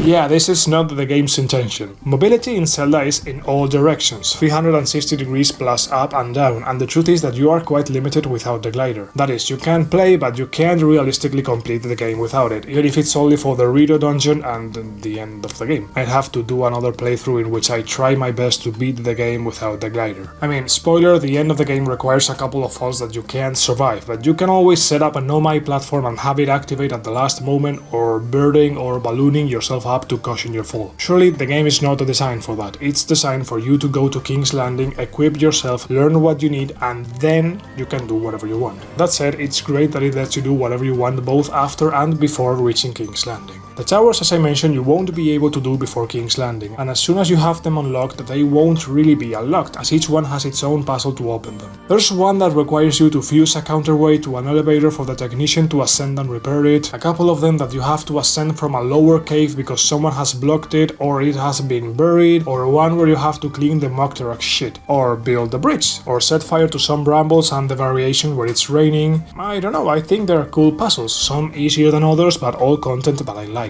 Between climbing the falling rocks and the towers themselves that propel you into the sky, there are now many more ways to reach the sky. As Fujibayashi said, ascending to the sky can help you not only to gain mobility but also to scout the terrain and have a bird's eye view of your surroundings, and it's something that is really intuitive when you play. Whenever I could, I would take to the sky, with the falling rocks which often lead to treasure maps that hide cool clothes, and with the Ubisoft towers which now propel you into the sky. Of course there are some islands in the sky, but most of them are puzzles that unlock a shrine, the kind that are empty because their puzzle is outside. In that sense, I can't say that the sky islands blew my mind, because the ones that aren't shrines are ones that have very small dungeons to unlock Zonai clothing, perhaps the best in the game, and not very complicated mobility challenges that, as soon as you manage to ascend them, you get a swooping minigame that concludes with the acquisition of the parachutist clothing, which is one of my favorites, because I'm a hyperactive chimpanzee with no patience who wants to move as fast as possible to get to places as soon as possible. So yeah, the other interesting thing in the skies are the mazes, but the word interesting, I don't know how much they deserve it, because it's some of my least favorite content in the game. You may be starting to catch on, but not all the content in Tears of the Kingdom, as well as Breath of the Wild and the rest of the fucking open world subgenre, has the same quality and intensity. The mazes have been some of my least favorite parts of the game. I found it excruciatingly boring, especially the celestial parts. That's why I haven't completed them all. And speaking of not completing, there are a lot of side quests, NPCs, characters of all kinds with all kinds of requests. But when I say all kinds, I'm referring to go here and get this, plain old fetch quests, as in every fucking open world in existence. I'll mark it on your map. Sometimes these quests don't tell you where to go, they just give you a hint and look, it's better than your standard average fetch quest, but not much. It would be nice if wherever you went, what you saw and did there was worthwhile, and fetching 10 crabs is not worthwhile. Really, these kinds of quests, fetching 10 crickets, are all over the place. This is not content worthy of a masterpiece like this. Stop feeding your video games with stupid shit like this. Of course, what does and doesn't constitute stupid shit is a controversial and debatable topic, but many of the missions in this game are so bland and boring that I just stopped doing them. One of the most sound examples, get it? Sound? Because they're musicians? Is the Traveling Troupe, which now consists of a soloist with a conductor. The most absurd combination of musicians possible. A series of quests will eventually bring the quartet together, and the piece they'll perform will depend on what specific combination of musicians are present. The point is that for each musician you'll have to recruit them, which will involve helping them with some fetch quest or simply taking them with some construction and then transporting the troop with whatever vehicle the occasion calls for. Not that it's bad, the building mechanics are wide, deep and comprehensive, but I don't know, even with my background as a musician it's not my favorite content. I wouldn't do it if it weren't for the price of unlocking the Fairy Godparents! Really, what a shit show my playthrough of Breath of the Wild was. In more than 125 hours I found one fairy! After studying them up carefully and exploring for many hours. Hours in which I was Professor Crocker from the Fairly Odd Parents, shouting in real life Fairy Godparents! At every suspicious thing I saw. Here in Tears of the Kingdom the obsession has gone from Fairy Godparents to dragons! Because the clothes I wanted to improve required materials that were harvested from those buggers that don't let you reap all your rewards at once. You have to wait around 10 minutes I believe or come back later. The dragons incidentally are very cool and my fondest memory with the game has to do with one. What we'll comment now is that I freaked out when I discovered that they fly into the depths of the chasms. If you don't know what's in there, maybe it's a good time for you to stop the video and play the game a bit. Exploration spoilers are coming and have come already. Fun fact, if you descend with the dragon and take advantage of its updraft to return to Hyrule, the game literally explodes. They've optimized it so that everything that was around you gets kicked out of the console's memory, and reloading it takes the game a lot of time and effort, as you can see on screen. It's not uncommon, sometimes Tears of the Kingdom shits itself, but I don't think it's right to deny everything the game does well because of a few stops to load some assets, especially when this game has no problem with you catapulting into the sky at any moment and falling back to Hyrule. There have been moments of really freaking out with the vastness of Hyrule that the game was able to show at all times. It's not like Pokemon Siesta and Fiesta, which had a very long draw distance in response to Arceus' criticism, but the downside was that the game shot itself, and this time constantly. No, in my opinion, Tears of the Kingdom works very well for the potato of a hardware it runs on. Hardware that, let's remember, Nintendo sold us broken, knowing it perfectly well. My Joy-Cons are still drifting, Nintendo! Thank goodness the European Union has its hands on your neck, Otherwise you'd keep the money you've ripped off all of us. We were talking about NPC side quests. One of the funniest anecdotes of these NPCs is that of the anti-monster squad, which I found next to a pirate ship ready to board it and kill the monsters lying there. It's very funny because as soon as they go after the monster, the leader stays on her horse, cheering her comrades with her little flag while they're marched to their deaths. To help or not to help, that's the Witcher's question. I found this whole scene hilarious, topped off only by her being the only member of the squad who is literally immortal, and yet she abandons her men. And speaking of abandoning men, I have an anecdote to tell you. An anecdote that encapsulates very well part of the essence of Breath of the Wild and Tears of the Kingdom. The former has a very peculiar system, according to what I've read on the internet. I haven't looked at the code, so I can't be sure either, of world scaling. What do I mean by this? Zelda Breath of the Wild 1 and 2 aren't RPGs, right? Well, it turns out they are, because Link apparently levels up, you just don't see it. As Link kills enemies, he gains a sort of experience points that level up the world. There is a limit to how many red bokoblins will give you experience, but by the time you get here, you'll be encountering blue bokoblins ready to give you more experience and continue leveling up your world. Both games, apart from this scaling system, also have harder and easier areas. In particular, I'm thinking of Tears of the Kingdom southern areas. Here's the thing, knowing that the world scaled with every monster I killed, which is a bit of a cheat on my part, but at the same time the fact that the world somehow scaled in the previous game was an open secret, it was obvious, and having headed south in the first place where there were straight up black bokoblins right at the beginning, I said fuck it, I don't know how I got into this situation of not being able to take on any enemy, but if I charge at these little bastards and manage to kill them, all I'm gonna do is level up my world and make the game even harder for myself. As of today, I don't know for sure if Tears of the Kingdom scales in the same way as Breath of the Wild, but I assume it does because in so many ways they are exactly the same game. If they haven't changed the combat system, I doubt they've changed the scaling.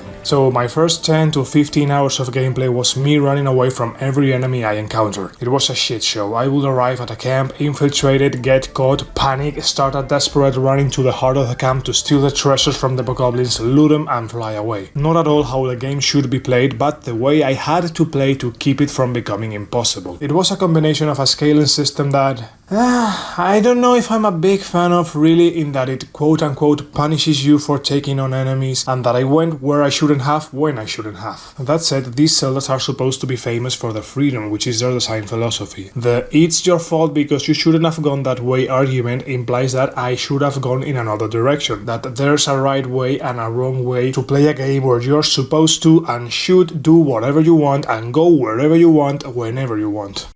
I don't know how much to pick on the game, but I will say that my experience with it in this regard in terms of enemy difficulty was very suboptimal. The way I was forced to play would horrify Fujibayashi and the team, I'm sure. Definitely isn't the way they want any of us to play, running away from every enemy we see. The point that was both the funniest and in which I got the angriest at the game and the scaling system was when I saw an NPC being attacked by a black bokoblin and I had this weird Geralt of Rivia scene of having to choose the lesser evil. That man out there, he needs help. What is that, a black bokoblin? You out of your mind? It's gonna kill him! And what do you think will happen if you defend him? I'll be right back. If you kill the bokoblin, the world's gonna scale!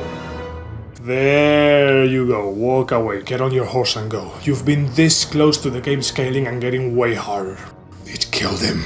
And the truth is that although I was somewhat amused by the parallelism with The Incredibles, I almost would have preferred that the game didn't encourage me to let the NPCs die. I mean, this isn't The Witcher. The intention of EPD is not this, that you make difficult life or death decisions, it's that you interact with the content. But the way this game and the previous one is made, I spent a good handful of hours doing the opposite. And I felt ridiculous that I was playing the game wrong and that it was leaving me no other choice. In an ideal scenario, you start against the red bokoblins, you start killing them, gaining experience and leveling up both your world and your equipment. Everything should go smoothly and form a progressive progression, but as soon as you start including the armor upgrades of the fucking godparents, which you could very well not have or even get all of them at once, this progression breaks down completely and I'm convinced that most players have not had the smooth progression they should have had. I'll go into detail in the combat section in like an hour and a half.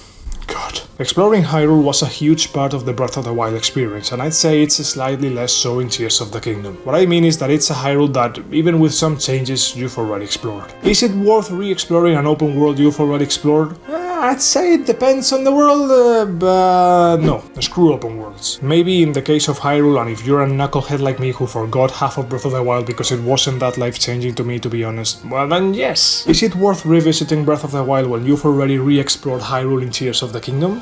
Definitely no. Tears of the Kingdom offers the same experience as Breath of the Wild, except with more of everything. More cinematics, more enemies, more areas to explore, more ways to move faster, more uses for new skills, and some super cool bursts to fly through the skies at a faster speed that you would have walking like a peasant. Breath of the Wild is a great game, in my opinion probably the best Zelda until then. But when Tears of the Kingdom offers the same, but more and better, I don't see any reason to go back and play Breath of the Wild anymore. Really, it looks like a piece of outdated hardware, one of these cell phone lines that release every year a new and better one, except that the previous ones in this case are still full priced. Thank you, Nintendo. It's a bit of a shame. Even without me being the #1 fan of Breath of the Wild, I feel bad that its sequel, which I like more, has made obsolete a game that was a milestone, a landmark. Not for the video game industry as a whole, that's a bit too much, but definitely for the Zelda saga. So yeah, it's a good formula that Tears has expanded and improved upon, so let's talk about it. What is evident is that Breath of the Wild and Tears of the Kingdom have denser open worlds, with more stuff than other games in this stupid subgenre. There's also not much to say about this. Not only are there multiple biomes, but you often find enemy camps, some even on top of stone mini-bosses, very funny. Caves contain treasure, sometimes very cool clothes that, unlike weapons, don't break. As we've mentioned, gemstones are now also weapons, being able to attach them to legit weapons to turn them into magic wands, increasing their power in legit magic wands. The new elemental fruits are kick-ass, 300,000 billion IQ addition, and allow the player much easier and faster access to the elements, both for combat and exploration, meaning puzzle solving in Hyrule. Too bad for the time when they didn't work as I would have liked, fusing the water fruit to the shield to land and solidify the lava. Precisely a shame because all the times they do work they add tremendous depth to the gameplay. There is for example an inaccessible gauge near the Doritos, except if you create ice platforms in the water using an ice fruit and rewind it to take you upstream and then use the ascension. There's this puzzle of introducing ice cubes of different sizes in specific places for which you have at your disposal some no-mai artifacts, but you can also do it with your elemental fruits. Depending on how long you expose an ice cube to fire, it will melt more or less and therefore decrease more or less in size, and then you'll have to use the Ultra Hand. Overall, there's a very cool and very organic combination of Link's powers when it comes to exploring, solving puzzles and solving your own challenges that come up while playing. It's a very cool experience, just playing Tears of the Kingdom, just losing yourself and interacting with all the content that's put in front of you. And precisely that has been a slight problem for me. Not in the sense of, oh no, the curse of the influencer, of having to get the video out quickly and therefore rushing through the game in such a hurry that I don't even stop to smell the roses on the road. No, luckily this doesn't happen to me. I can stop to really play and I've enjoyed it a lot. I even miss it a little, but I did have my doubts if I was playing well.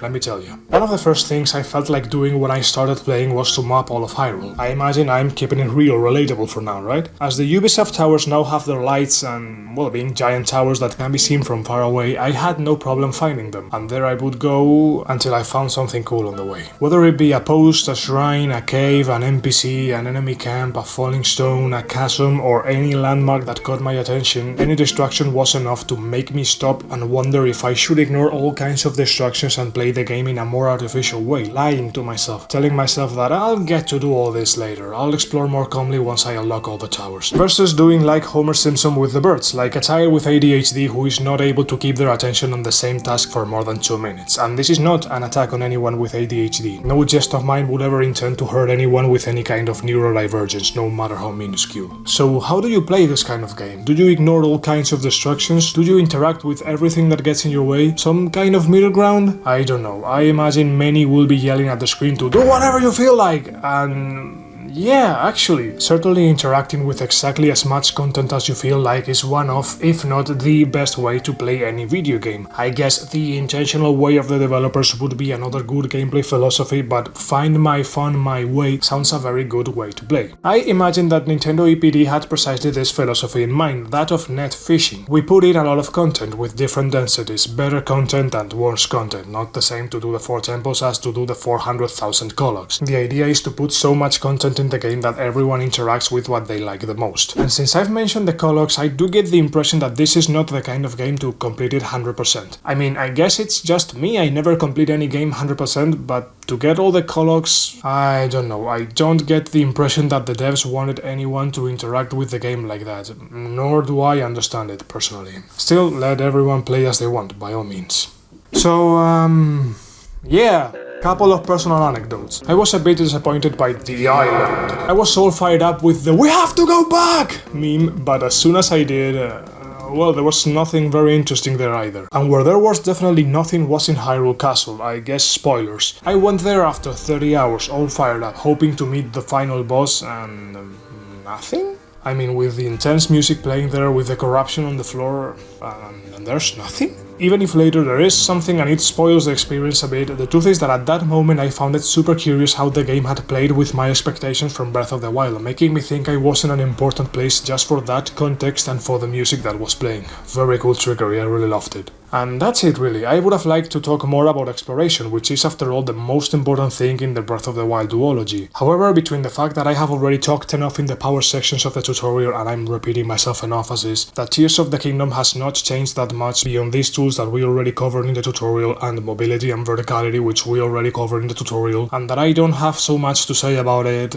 Yeah, I don't have much more to say really. The exploration of the surface and skies of Hyrule is one that is very well done and very enjoyable, and yet this only makes up half of the explorable terrain this game has to offer. Spoiler alert, let's talk about the new holes throughout Hyrule. That sounds terrible again. Let's talk about the chasms. The underground is a concept I've changed my mind about the most. Maybe what I'm about to say resonates with many people, I wouldn't be surprised considering my name, but yeah. My first relationship with the underground was to gather up courage and fall to my ridiculous death. Quite intimidating, that sea of darkness, listening to the brown. Truth be told, this dread the chasms have going on, it really resonated with me. Got the message loud and clear. There are very scary areas that you mustn't go near because they're very scary. And then it turns out they're not scary at all, but the experience of going from one mental state to the other has been interesting, at least for me. And this is my video, so here you go. I happened to pass by the great life plateau from the beginning of Breath of the Wild. A mysterious voice asks me to follow it to a statue in the Temple of Time. I guess it's now one of the Temples of Time. Anyway, I was to throw 4 of her eyes down 4 chasms and take them to X point that would take me 80 years to find, and my brother-in-law had the same experience, so it's not my fault, okay? Anyway, without the courage that my heart could muster because I insist that I was scared to go down, I descended right into the darkness, landing on some kind of spirit that I didn't know whether they were enemies. I imagined that it would be a trap, that the underground would be full of enemies.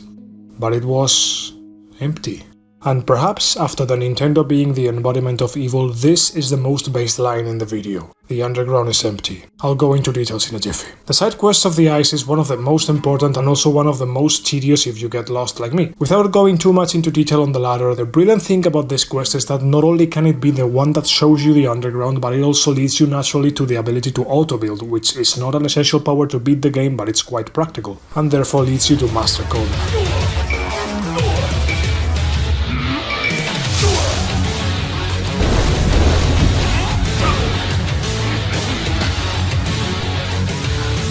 Koga is cool in the sense that it's nice that he comes back from the first Breath of the Wild. In this game, he's a good excuse for you to explore the underground, although one could argue that the underground isn't worth exploring. Similarly, the fights against Koga are very peculiar, but in many of them I don't get the impression that Koga is attacking me. I mean, I really appreciate the attempt. The idea of these fights as construction duels blows me away, even if the execution isn't up to par in my opinion. If you follow the questline, the series of encounters with Koga to the end, he will reveal how to complete the game, which is cool. The real treasure is the information we acquire along the way. Ironically, the treasure, the reward of this quest of the ice, is not only the information that we acquire along the way, nor the ability to auto-build, but also a heart container, the equivalent of completing 4 shrines. With the time it took me to complete the quest, I could have gotten 3 heart containers and it still wouldn't have been worth it. It wasn't worth it. But I have to admit that I'm glad I did this quest anyway, and ran into all this: Koga, the auto-build, and the knowledge of the huge range of possibilities that opened before me in the underground. When I finally realized that the underground would not be 5 little pockets, 5 little isolated areas with a couple of puzzles and enemies, but that it was a huge open world under the huge open world of the previous game, I freaked out. I freaked out from pure disbelief over the enormity, grandiosity, and humongosity of what this game had to offer. Previously I had my doubts as to whether a $70 AAA that recycled the map from its prequel would be worth the price, whether it offered enough content to justify the price for anyone who had played Breath of the Wild. And I'd say yes, but I don't know if the underground helps that much, as big as it is, because it is empty. Another thing I did later was the dull tutorial quest of exploring the underground with the scientists, so that they could teach me in the least inspired, most condescending and boring way all those things that I already knew, and that my learning of them had constituted such an experience and a super special memory that I cherish. That is to say, experiencing them my way, discovering them on my own, and making these connections in my head by myself has been much more special and cool than the game straight up giving them to me. One of the things I like most about Tears of the Kingdom's Underground is that it follows its own rules, very different from those on the surface, which if you don't do the cheesy tutorial mission, you'll have to figure out on your own that you already know how to do it, since you've already been taught it. I'm talking about the game's tutorial, which has a little section on throwing or hitting the light bulbs to light up the darkness. It was a super cool revelation for me, very Outer Wilds-like, to realize that I already had the solution to the puzzle, I just needed to connect the wires and turn on the light. What a nice metaphor. Another of the new rules of the underground is how you map it, which is through the light routes. Some bulbs with a very soft crimson glow, which at first I thought it might be something bad, and if you get to the end of the game, kind of remind you of something you see there, but in terms of exploration are something good that you want to approach, because these routes act as Ubisoft towers that map the underground and also illuminate it, so it's imperative that you get to them as soon as possible. And the coolest thing about these routes is that they force you to explore with your eyes, to really look for those routes, unless you realize that they coincide with the locations of the shrines, but it ain't bad either, this knowledge-based exploration. The underground changes a lot if you go through it blindly, as the lack of knowledge of what is around you can make you believe that the map is smaller or bigger than it is, or make you believe that you are in more or less danger than you are. I still remember the first time when I saw a pair of eyes and an enemy arrow in the dark. I approached fiercely with my skeletal horse and found an armored silver lionel, the most powerful enemy in the game. Shame I didn't record it. Or a similar one with the giant lizard that a friend told me about and urged me to run away from it. Imagine my surprise when I stopped running because it was absorbing me. Once you eliminate the underground, the situation changes completely and you see what is there. Wide, empty flatland. More or less mountainous terrain terraformed with one of those terraforming tools, and not so much to see and do there either. But that doesn't mean there aren't interesting things to get, because Zelda's Underground hides interesting treasures. First of all, we have the fan service amiibo clothes from previous games. Without a whole lot more to say, I really enjoyed this edition of finding chests with the map in the sky or wherever, then tracking down and ending up finding the treasure in parts of the underground that I hadn't mapped, and therefore it was complete darkness. I remember one occasion when I had run out of light bulbs and had nothing but a heart left. The treasure I had been looking for so long was still a long way off, but I took a gamble and kept going. I discovered that by killing these little lizards I obtained not only the sonai to build my birds without having birds on me, but also the very light bulbs so necessary to be able to see where I was going and not get hit from the darkness and get a game over. Very carefully I advanced, defeating dozens of enemies until I finally reached the treasure chest and got the tunic of Link from Twilight Princess. A super cool experience really. The first few clothes I found this way turned out to be from Wind Waker, so I thought it was a reference to the atrocious and aberrant part of looking for the 800 parts of the Triforce with their respective 800 treasure maps. But no. It was a curious coincidence. 5 items common in the underground are not so on the surface. We're talking about the smoke bomb and the treacherous flower, which have cool uses in combat, which we'll talk about in about an hour and a half. The bombs, which are a cool addition to the game in that you now attach to arrows instead of having bomb arrows directly, and observe you to mine, and well, blowing things up in general is always fun, and if you don't explore the underground you will always be short on them. The sonai to build stuff, and the light bulbs to illuminate the underground. In fact, there are even more of them on the surface, but there are also some down below. There's a lot of sonaites in the mines protected by monsters that instead of dealing 800 hearts of damage if you don't wear armor, they will deal 3 hearts of damage, but permanently, until you reach the light roots and recover those maximum hearts. Ironically, I found it more dangerous to have my regular hearts removed than my maximum life, except for long incursions which have been really exhausting and tense experiences. The truth is that in those moments, which can be solved by eating dandelion salads, the idea of the maximum life reduction has been very cool. Some areas of corruption on the ground also take away your maximum health, as this asshole NPC that I really want to push to the chasms won't stop repeating it. Yes, I can see that, it's on the whole middle of the screen, you lunatic! And you have to manage not to step on it, like for example surfing with the shield, which works sometimes. Fun fact, did you know that if you fuse a rocket to the shield, you can not only ascend like a champ, but surf with the shield and go faster than lightning? Welcome to the brief subsection of In Tears of the Kingdom. As the immersive sim that it is, you can spoil interactions with the game's systems and mechanics, and I find that one of the most fascinating and beautiful things about video games. Watching a video a couple of months after starting the game, I discovered that you can fuse Octorok balloons to your shield to fly, and it was a genuine spoiler, and it really blew my mind. Both the spoiler itself and the fact that the spoiler wasn't a plot twist, but a way to interact with the game itself.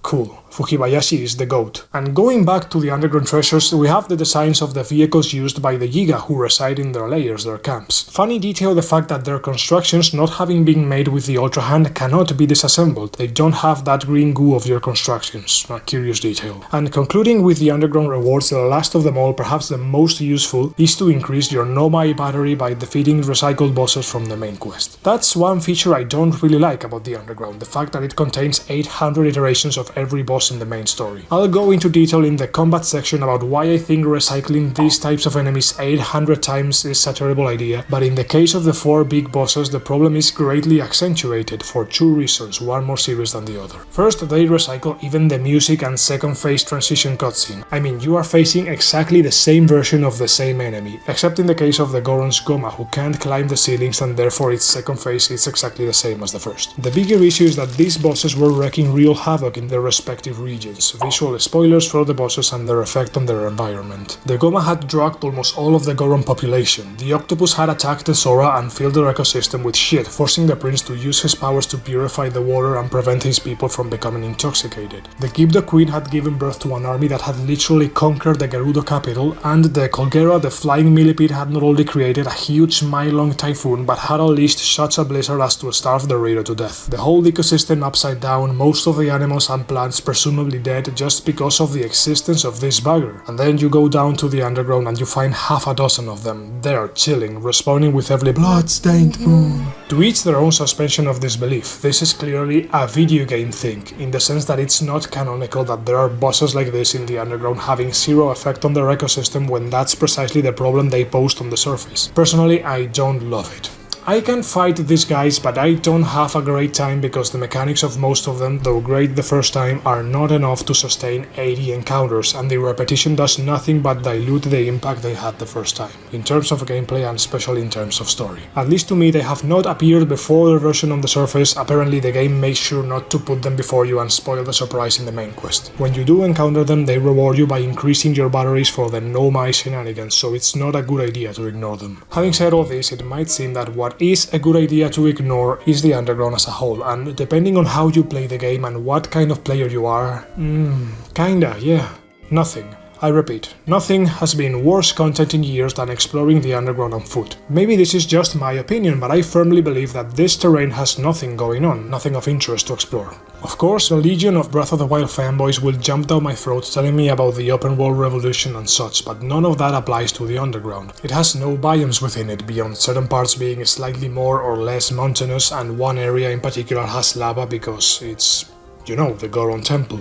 The underground content is far less dense than the main quest and the surface of Hyrule. Tears of the Kingdom has been an incredible gameplay experience for me, except when it hasn't, when instead it's been just another AAA open world video game. The underground exploration would have had absolutely nothing to distinguish it from the rest of the industry that hits the terraform button and maybe tinkers with the terrain a little bit before publishing it, and that spends almost less time making the open world than the player will spend exploring it. Except that the underground is not meant to be explored like that. Every few minutes you'll come across little workshops with various no-my exploration gadgets. As soon as you build a car, one of these infinite flying hoverbikes, or a bird, these empty distances stop being such, and precisely for being empty plains for as far as the eye can see, I have not felt the guilt that I have felt flying through Hyrule instead of exploring it on foot. As there was less to see, I didn't feel like I was missing out on anything by flying, and flying was really cool. I mean, I won't lie, keeping still, T-posing while flying in a straight line to the next light route hasn't been the most intense gameplay of my life. In fact, I'm having average AAA open world vibes right now. It is true that this happens to all open world games. This more diluted, less dense, less intense, less fun experience takes an expensive toll on the game if you try to replay it. I have zero desire to replay Breath of the Wild and re-explore Hyrule, just as I have zero desire to remap the entire underground, which I have done. That said, one could argue that games, as works of art that they are, shouldn't be meant to be replayed but experienced once. I have no opinion on this, it's a very interesting topic. I just wanted to mention the interaction the underground has in all of this and my personal experience with it. I don't know, in my moments of low energy I was glad the underground existed, but now, weeks later, writing the script, one of the wolves inside of me, the one that's gay and that doesn't like open worlds or that AAAs put kilometer-long planes to inflate the hours of their games, is roaring intensely. However, I'm going to be honest with the Meni from the beginning of the experience and say that for all the phases I have gone through with the underground, from fear to curiosity to fascination to discovery to disappointment to tedium to the pleasant surprise of flying and the final reflection on open worlds and the enormous distances, and above all, for the first of them, about how I lived those first hours in the underground, that unique experience. Well, with that experience in mind, I'm gonna say that I'm glad that the underground exists. Fascinating, its idiosyncrasy, which makes me see very bad things, very good things, and everything in between at the same time. Not unlike how I see Sidon and his anime arc. It's Waddle Temple time, baby!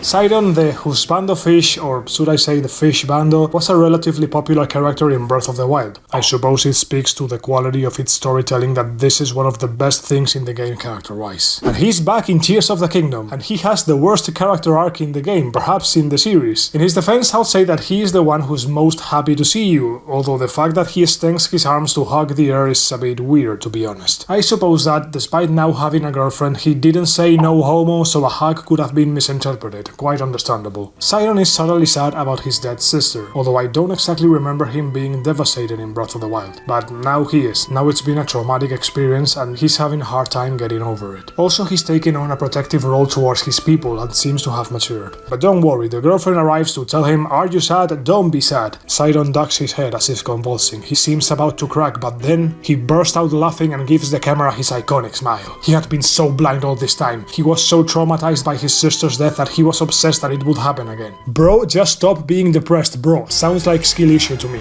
Get good. From someone who unfortunately knows what he's talking about, post-traumatic stress disorder works like that, in the sense that life goes on and you have to go on with it, but I think it's portrayed here with zero tact, zero sincerity, and a lot of anime. This scene has anime all over it. We've all seen the one where the character looks like they're convulsing cause they're crying, but no, they're convulsing cause they're laughing, and that's the peak of their character arc. What we have never seen is anyone do it in real life, because it's ridiculous, because it's fake, because it would be the least sincere thing you would have ever seen in your life. All in all, that exactly the same scene but written with a bit more tact and sincerity would have moved me quite a bit more than simply putting in a fucking anime trope that has been cringe each and every time it's been done. But the Sora thing is more than Siren's quote-unquote character arc. It's raining shit in the Sora Kingdom, and so much has fallen on His Majesty that he has hidden behind a waterfall. You will only know this if you spy the kids who are making a live-action role-playing game of the king. It's pretty cool, again an Outer Wilds moment. It's very unlikely, especially within the vastness of Hyrule, that you'll run into the king by chance. You'll usually get to him by knowing where he is by having the information, and it's pretty cool. Another one of these information things is the legend His Majesty tells you that you have to shoot through a droplet of water with the king's scales fused on top of a flying fish. The scales part is the simple one, but the other two will require you to find this floating island in the shape of a fish where there is another instance of information, as there is a cool hut hidden here and it's difficult to find it without being told where to look. Once here you will have to stand in a very specific place and look at a very specific angle at these stones, which will now form the optical illusion of a droplet. After a cool droplet cinematic here, a watery whirlpool is formed that Sidon will have to take you into. He happens to have here his character development, his anime arc of looking like he's crying but laughing, and wow, how cool, how sincere. With Sidon you descend to the depths where Elephant was. Again, this small dungeon hides a secret that in Outer Wilds style, if you don't know about it, you won't get the Sora boots, but they were there all the time. And yeah, I navigated this little dungeon quite easily, ascending my way through it and activated the elevator to the sky. I thought it was a nice little dungeon. With the Sora tunic of climbing waterfalls, you ascend to the water temple, though you'll have to pass through the pre-dungeon, the pre-temple of water, which I already mentioned talking about the Rito, but the case of the Sora and the Gerudo are pre-experiences more similar to dungeons, because the former is a sequence of puzzles and the latter is a dungeon in the literal sense, an enclosed space. This pre-dungeon I did ahead of time, as I rode a cool as hell balloon bird to reach the funky islands I saw in the sky. Without the key skill of climbing waterfalls, I had to be very creative and really learn to use the game mechanics, particularly the rewind. I taught myself how to throw the Nomai flying platforms, which I pulled out of my pocket, to make them fall, rewind them for them to ascend, jump on top of them while ascending and hit them so that they would stay still, and then I could reach my goal. Turns out, haha, the intended way to access it was by just jumping and using the Sora suit. As always when the game holds my hand, my experience going alone at my own pace has been much more special and fun for me. I have, and I will mention this several more times in this video, but what I will say now is that I am very grateful for Breath of the Wild and Tears of the Kingdom for allowing me to do whatever I want.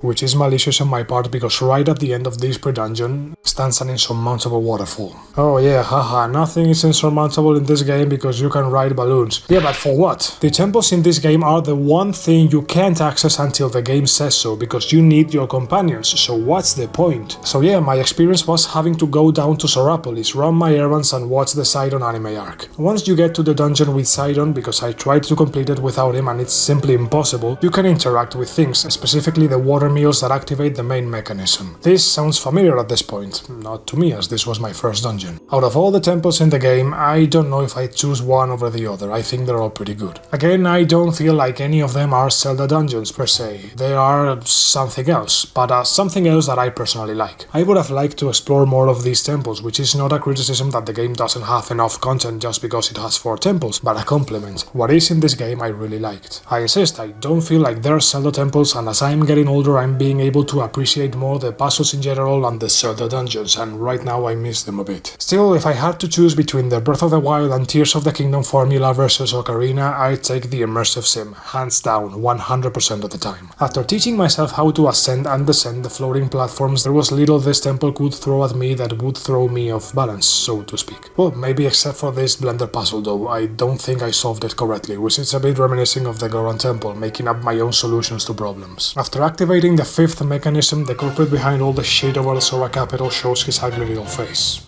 A tiny octopus? Was this the thing that almost extinguished the race and left their king in a coma? The Maktorok is like the odd one out, in the sense that the rest of the bosses are giant and intimidating, and this one, well, this one is not. He transforms into a shark, which, while it's nice that it's got that mentality, that knack, that talent for business and ain't gonna be poor in his life, it's still not very intimidating, and it doesn't help that, well, he doesn't attack you? I remember one of his attacks that can hurt you, and even that one is like a wave going in all directions. The idea, I guess, is that you activate Sidon's ability, a water shield, but you could also, given enough time, set something on fire and fly, or drop us on a platform and rewind it for it to go up. Sidon makes it easier, but it's cool that this is a many solutions per problem game. The music in this encounter blows me away. As the Magtarok transforms, there are two versions of the same track, of the same piece, depending on what form the boss is in. So yeah, the shark mode is more orchestra based, more intimidating, and even employing some distortion sounds that remind me a bit of what sounds in the depths near the mummy at the beginning of the game, a very cool detail. While the octopus mode, in which it runs away from you at the maximum speed that its tiny and ridiculous legs allow it, employs Chinese box and what I think is a bassoon, and maybe a Spanish dulzaina, maybe hichiriki. The experts I consult can't make up their minds. I imagine that being a Japanese game, it probably is a hichiriki. Anyone would think that with a 4-hour-long video I'd hurry up instead of wasting time on stupid crap. I don't know why I've been talking so much about music in this particular game. I mean, I do know, I love the music in this game, and in this battle it fits perfectly. One wouldn't be half as cool without the other. In phase 2 there is a modulation and higher tempo, while the Magtarok now shits all over the stage and you have to clean it like Mario Sunshine. I found it quite funny because I'd put a water gem on my broom, and so I went with my mop role-playing as a janitor. The only problem about this battle is that, again, the bugger doesn't attack you, or at least I haven't seen it attack me, which together with the fact that when I hit him, remember my first dungeon, I had to change weapons because with my best weapons I disintegrated in mere seconds. Well, as a gameplay experience it leaves a little to be desired. For me it's a more creative combat, very Zelda but little action game in which the enemy tries to kill you. Ironically, I think the opposite of the Gerudo boss, which is all combat and no puzzle. But before that, with the Magtarok defeated, the crystal clear waters run again and the magic users no longer need to purify it. The king heals and bequeaths the throne to Sidon, who with his new responsibilities can't afford to go on adventures with you. Except that's exactly what he does later, but hey, he's saving the world, it's something important. Despite Sidon's anime arc, I was excited to go on adventures with him. I got a little fond of the fella in Breath of the Wild, and this was the first temple I did, so being accompanied was something special for me. And speaking of something special to me, I have to get through the fucking story of this game before I can tell you about it. Hopefully we'll have some laughs in the meantime.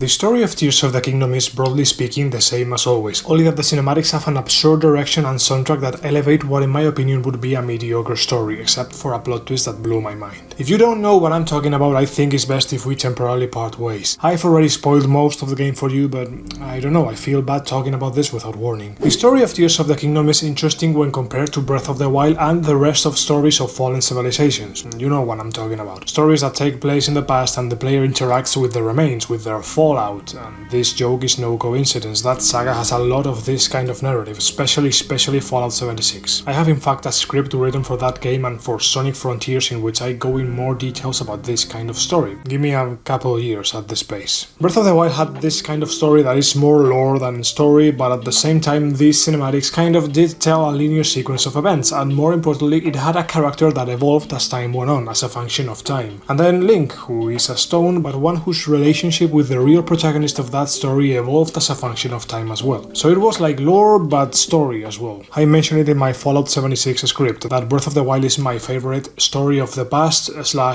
narrative, because I don't like this trend of video game stories. Tears of the Kingdom is quite similar in that it walks the fine line between story and lore, although as the latter it's a mess because it tries to tell the tale of Ganondorf getting a very powerful MacGuffin that no one talked about in the first game, only to be sealed away, for him to break his seal and wake up but then be defeated in Breath of the Wild? Serious question here, are Ganon and Ganondorf the same entity? Because if not, maybe they could have chosen more different names, and if they are, Ganondorf awoke to be defeated to re-awake again? I don't understand. The Light Dragon didn't appear in Breath of the Wild, so she wasn't there from the beginning, but then Tears of the Kingdom has time travels and we have to perhaps consider parallel timelines? And speaking of parallel timelines, and forgive me but I don't know when I'll be able to talk about this if not, I wanted to mention mention that you are all stupid and I am the smartest and handsomest that walks upon this land, and that Nintendo has deceived you all because the Zelda saga has no continuity whatsoever. The timelines are a lie that was weaved. I don't know who came up with it, because according to my friends there are multiple versions of the same timeline contradicting each other's. Come on, they clearly made them up. Clearly the team does whatever they feel like / whatever they see as the best idea to make the best video game they can, and then they just bullshit their way out of whatever they corner themselves and the fans just wow in response. You're telling me that the last two games have both Colox and Ritos but do not take place in Wind Waker's timeline? Oh, fuck off, you're not fooling nobody. Actually, they do fool many people. Ha! That's the problem. So, not only Tears is not consistent with the non-continuity of the Zelda saga, but it is not consistent with Breath of the Wild either. That is, the characters know Link and Zelda, although as I said, I don't get the impression that they love Link as much as they should. The point is that throughout the world there are no remnants of the ancient Sheikah Towers, of the ancient Sheikah Shrines, or of the Guardians that made your life a living hell in the previous game. So, yeah, Tears takes place in the same universe as Breath, but at the same time... I don't really care about it, to be honest. There are people who freak out with the details and consistency of the world building in both video games and other media such as cinema. In fact, I relate this profile with the one who criticizes movies exclusively based on whether the series of events that make up the plot makes perfect logical sense, which seems to me a bit psychopathic, or that comes from a person incapable of the slightest suspension of disbelief. Luckily for me and my enjoyment of these stories, do have the ability to overlook lore and to a lesser extent plot details. A very famous example is Bethesda's Fallout 3. Yes, I know Megaton makes absolutely no logical sense. Why build a city around a bomb with no access to food or water? And I really value consistency in world building. I've written books that I haven't and won't publish, and I've created worlds as a game master, and there I always try to take care of the details and that the world building itself permeates the stories that take place in that world, but at the same time I don't mind inconsistencies when I see them. I am perfectly capable of saying, yes, now there are green shrines that have come out of nowhere. Sure thing, boss, it's a video game, they're there for me to play with. And move on. So although I do appreciate when this element is taken care of, when it's not, it doesn't particularly bother me. What does particularly bother me is that the story is the same lame sequence of ancient evil being sealed away by ancient civilization but destined to emerge again to be defeated by the contemporary hero, which precisely here in The Legend of Zelda we've already seen it like 500 times. What particularly bothers me is that there's a textbook carries 2 overshadowing Zelda in The Legend of Zelda, and I think it's about time we talked about it. As I said, Roro is the new original character, do not steal, of this game. He is the first king of Hyrule, a descendant from the gods, as Galander puts it. He is the smartest and the strongest, everyone loves him, he kills everything and he doesn't need anyone to do absolutely nothing for him. No, that's literally not true, because on more than one occasion other characters do help him. My man, he's defeating 80 Modugas with a single attack. There are mini-bosses that took you about 5 minutes to defeat just one, and there are about 80. And don't think that the attack leaves him destroyed, it blows his arm off like the Infinity Gauntlet. I feel dirty for having made that joke. No, he's fine. I could do this all day. Bring 8,000 Moldogas and 400 White Linus next time. Bro. Roro, coming from the future, I have information that you do not. That man's heart holds many dark ambitions. I am well aware of his evil nature. Of course he is! He already knows! Sounds like skin issue to me, you stupid piece of shit! There's no place for you in this story. Roro is the fucking goat and solves all the problems. Literally the only character that dies does so in the only scene where Roro isn't present, because of course if he had been he would have solved everything. And then he tries to ask for help, it goes wrong, he solos the boss, he imprisons him all by himself, he gives Hyrule a couple 100,000 years of peace, he saves Link's life with powers that tear the fabric of space, he heals him, he grafts him his super cool bionic arm and gives him powers that he never showed in the cutscenes. So it's not that Roro is the fucking goat because he has the intelligence to use the Ultra Hand in creative ways and build elaborate walls with complex mechanisms that use the inertia of the creatures against them. I'm going to build a wall and it's gonna be huge and I'm going to make the Gerudo and Ganondorf pay for it. No flipping way, he just hits the win button and that's it. I mean, it makes sense that he has light powers because they're the ones that later Zelda inherits and it makes a lot of sense. But a good argument in favor of giving Roro the Ultra Hand, which as I understand he canonically has it, that is, it's his hand, is that Zelda, who is both a scientist and an engineer, could design the defenses, the gadgets with her ancestor. You could give that more active role to Zelda, who could have been the one who invented rockets, balloons, turbines, birds and such. Past Zelda Zelda could be a source of inspiration for players who have a harder time visualizing the potential of constructions, who would see through her examples of what specific things can be built. This scene over tea could take place on a huge platform with 4 balloons, each with its own flamethrower and a turbine to move it, and Zelda explaining that normal balloons as well as birds fall apart after a specific distance of use. But yeah, that's just one idea of many others, to give some camera to poor Zelda, who spends the majority of the cutscenes of her game in T-pose waiting for Gary fucking Stu to finish being a fucking god and solve all the problems along with his Deus Ex protagonist magic. No, you're wrong, Raru doesn't do any of that alone, it's his friends who always help him. I mean, yes, but it's the others who help him who always gets the kills. You can't deny that the furry is the goddamn protagonist when it should have been Zelda. Whose fucking legend is it, Rudolph? Whose? Anyway, that aside, there are details of these past sequences that are very cool, like the explanation of how the rewinding power works and where it comes from, and Zelda explaining to the kings that Link is the hero who will save the world and that he is the true goat, and afterwards Roru in the present tells you that you are exactly as Zelda described you, and even though I hate the role that Rudolph has, the truth is that phrase moves me. I do want to mention that Zelda's description of Link and the relationship she has with him, I don't know, I don't think it's enough. On the one hand, it's Zelda's voice actress, who on the other hand I absolutely love. I adore Patricia Summerset's portrayal. British Zelda is the best Zelda. On the other hand, it's the lines she has to voice. At the end of the day, I don't quite grasp the relationship, the bond with Link that I feel she should have, having the history together that they have. And I'll admit, Link is a stone, an avatar, not even a cardboard cutout but an empty shell. What else can you say apart from that he's very brave and very strong and very cool? Well, actually more. Quite a bit more. Zelda Breath of the Wild portrayed a much more complex, interesting and deep relationship which offered a super smart solution to the forming a bond with a player's mute avatar issue. Zelda herself in Breath of the Wild is my favorite iteration of the character because she was so full of personality. Zelda was a scientist, she was an engineer, she was quirky, she was political, therefore not a gamer, and above all an utter and complete loser. A failure. A failure! And I say this as a huge compliment. In stark contrast to so many people who connect with power, success and awesomeness, I connect so much with vulnerability and failure.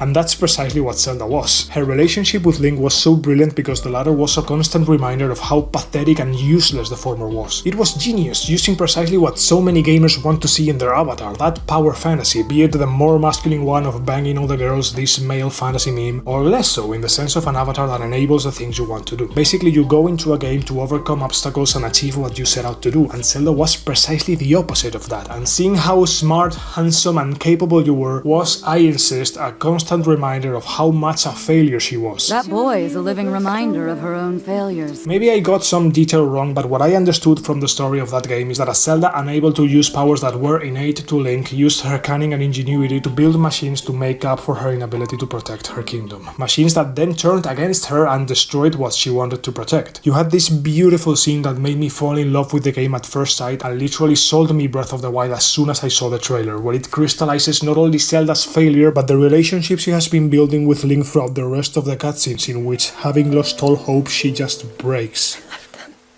all to die.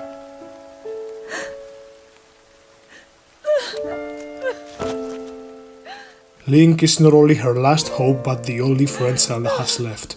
This is precisely what Zelda should say when asked about Link. He is my hero and the hero of all of Hyrule. Not only does he have an innate talent for the sword, but he has an intelligence and a grit that makes him achieve anything he wants. He inspires the rest of us, the ones who are normal. He makes us believe that we are also capable of great things. He has an enormous curiosity. He thinks I don't see it, but he interacts with the world with the fascination of a child who is discovering it for the first time. He would make a great engineer. The world succumbed to calamity, to disaster. All seemed lost, for indeed all was lost. Link himself lost, but he persevered. An entire century he spent fighting evil, fighting to save us all. When darkness took over Hyrule, he was our light, our only hope when all was lost, and I know he will be again.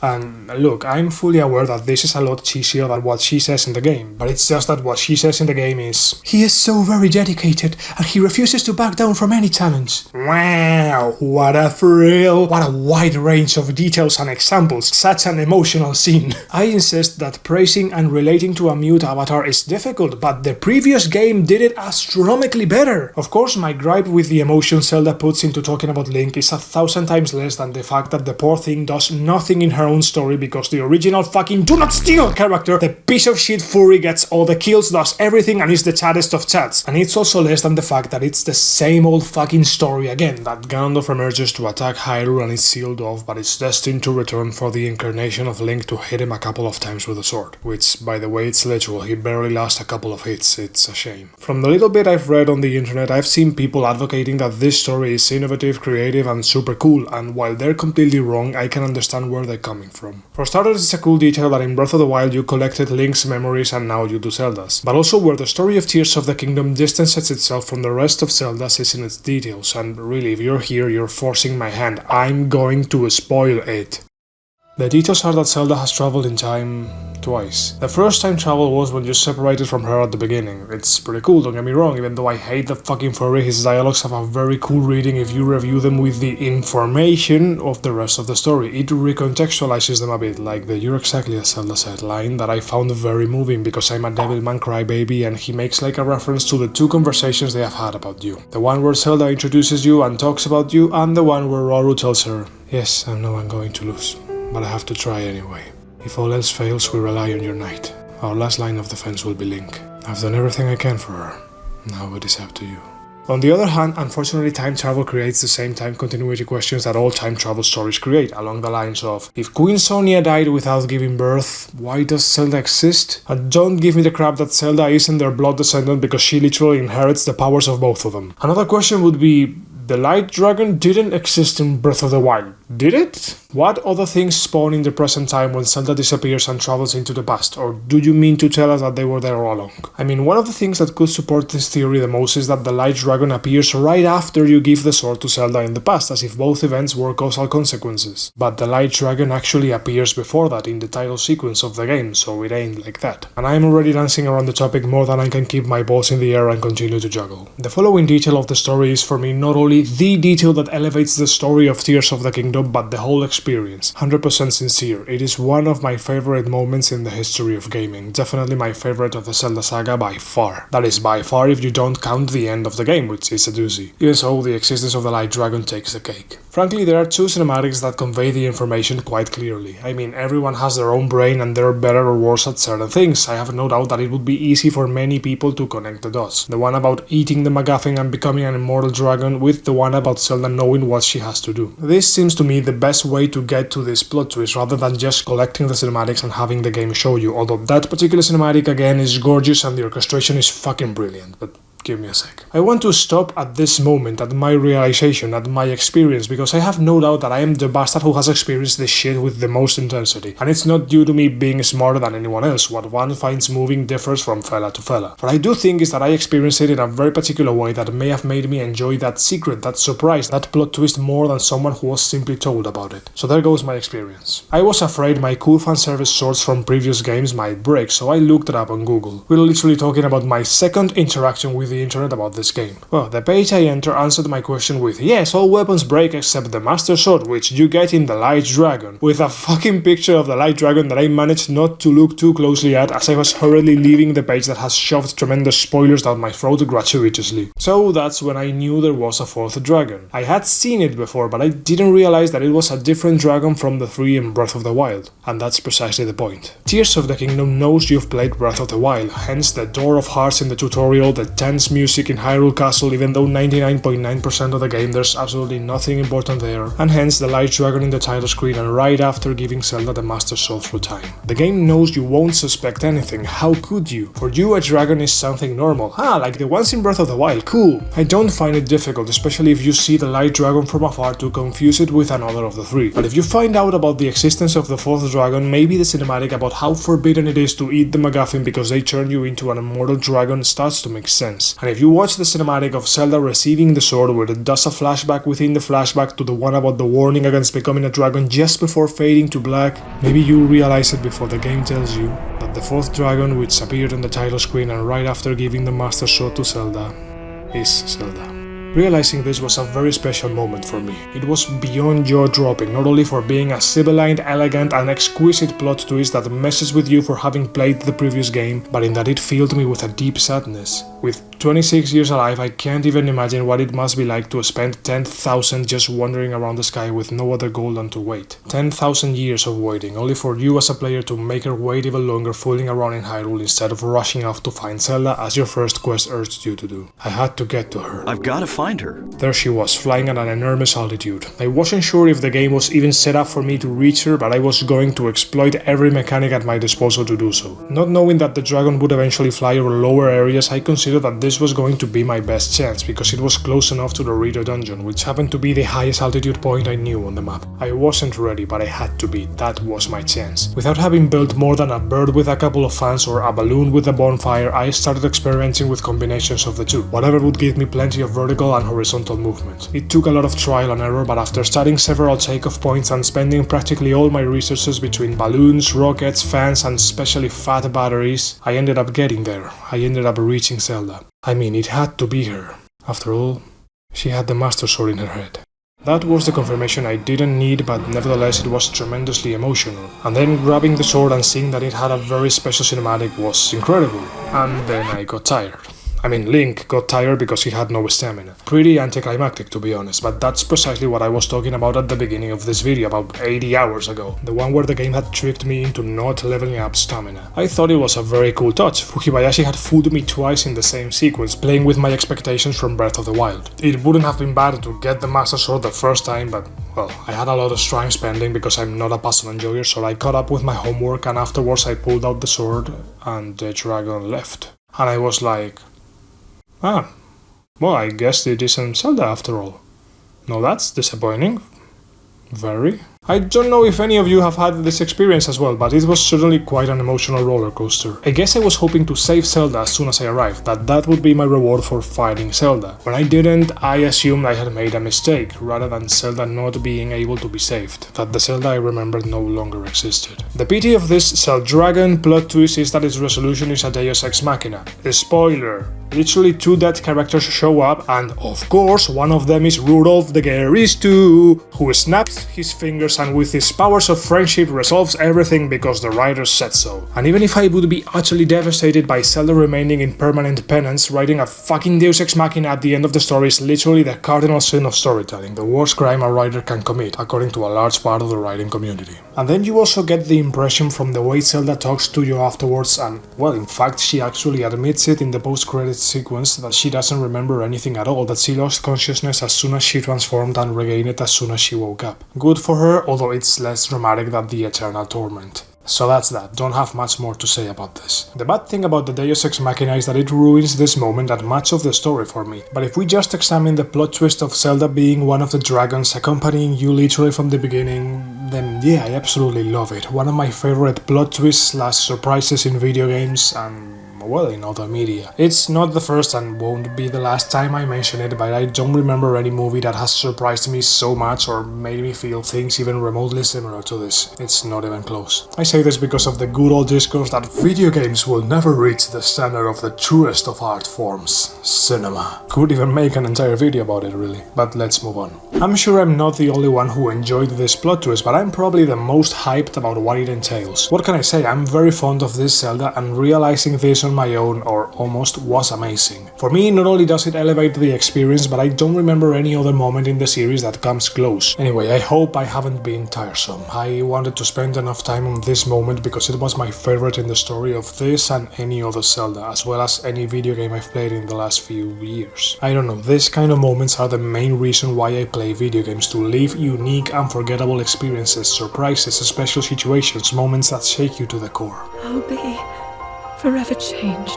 It's usually difficult for a game to have more than one of these. Strangely, the ending of Tears of the Kingdom is a machine gun of these moments. Incredible. But it's not what we'll talk about next. Not only have I got a script somewhat similar to my experience with the game, in that I experienced Zelda's plot twist about halfway through the game and with still temples to complete, but I also want to talk about the cinematic in which Zelda gives the Pura path to the robot at the beginning of the game, which is a cool detail that other writers would have forgotten, and more importantly, she turns into a dragon. Not only is it exquisitely directed like all cinematics, but, like all cinematics, cinematics is exquisitely orchestrated, playing some melodic fragments from this game, from Breath of the Wild, and most importantly from Zelda's theme, i.e. Zelda's lullaby, and arranges it beautifully. If the second part of the melody is Re, do, si, sol, do, si, la, mi, the arrangement distorts it like this.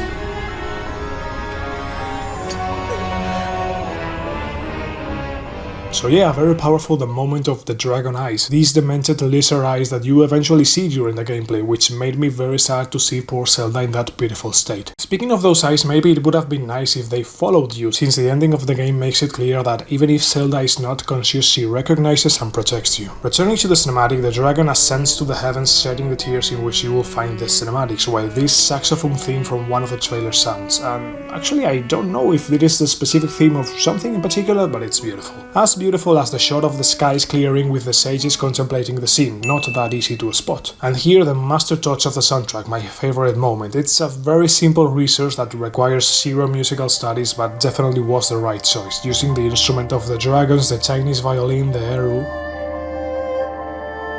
to play Zelda's lullaby.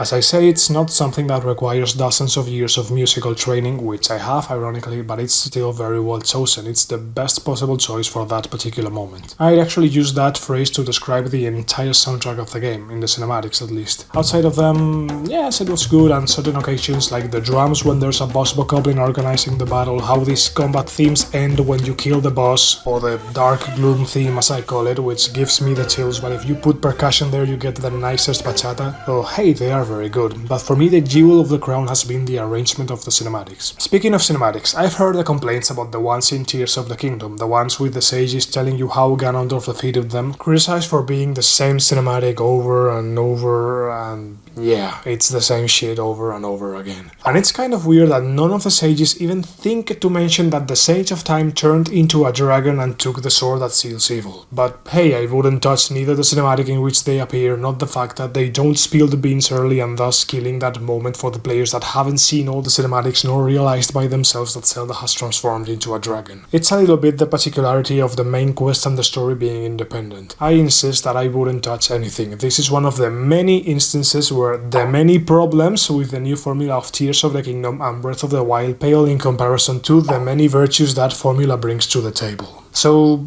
yeah, that would be it for my mega dissertation on the story of the game. If you like this, consider ringing the bell so you get notified and can watch more of my stuff. We've yet to cover the last of the 4 main temples, the Gerudo Desert. My poor unfortunate brother-in-law, my girlfriend's brother, headed into the desert directly after King's Landing. After several hours of banging his head against the wall, he talked to me about his very frustrating experience, how everything was one-shotting him, how one puzzle in particular was too obtuse for him, and my response was, look, listen to that voice, leave the desert immediately, even if you manage to overcome the puzzles and combat encounters in these sections, which are not few because all the Gerudo's problems are solved violently, you will end up reaching the boss on the Lightning Temple, and you won't be able to beat it. That son of a bitch killed me with improved armor and elemental weapons. With a 10 damage stick you have nothing to do against her, and I stand by each and every word I said. One might wonder if the wrong places to go in an open world is a good or bad design philosophy, but I certainly prefer that to Bethesda's philosophy of scaling enemies so that they are always just as strong or more than you. The difficulty of the desert is that 99% of this section is combat. There is one puzzle of deflecting a beam of light through towers that was so obtuse to me too that I had to look at a guide, but everything else,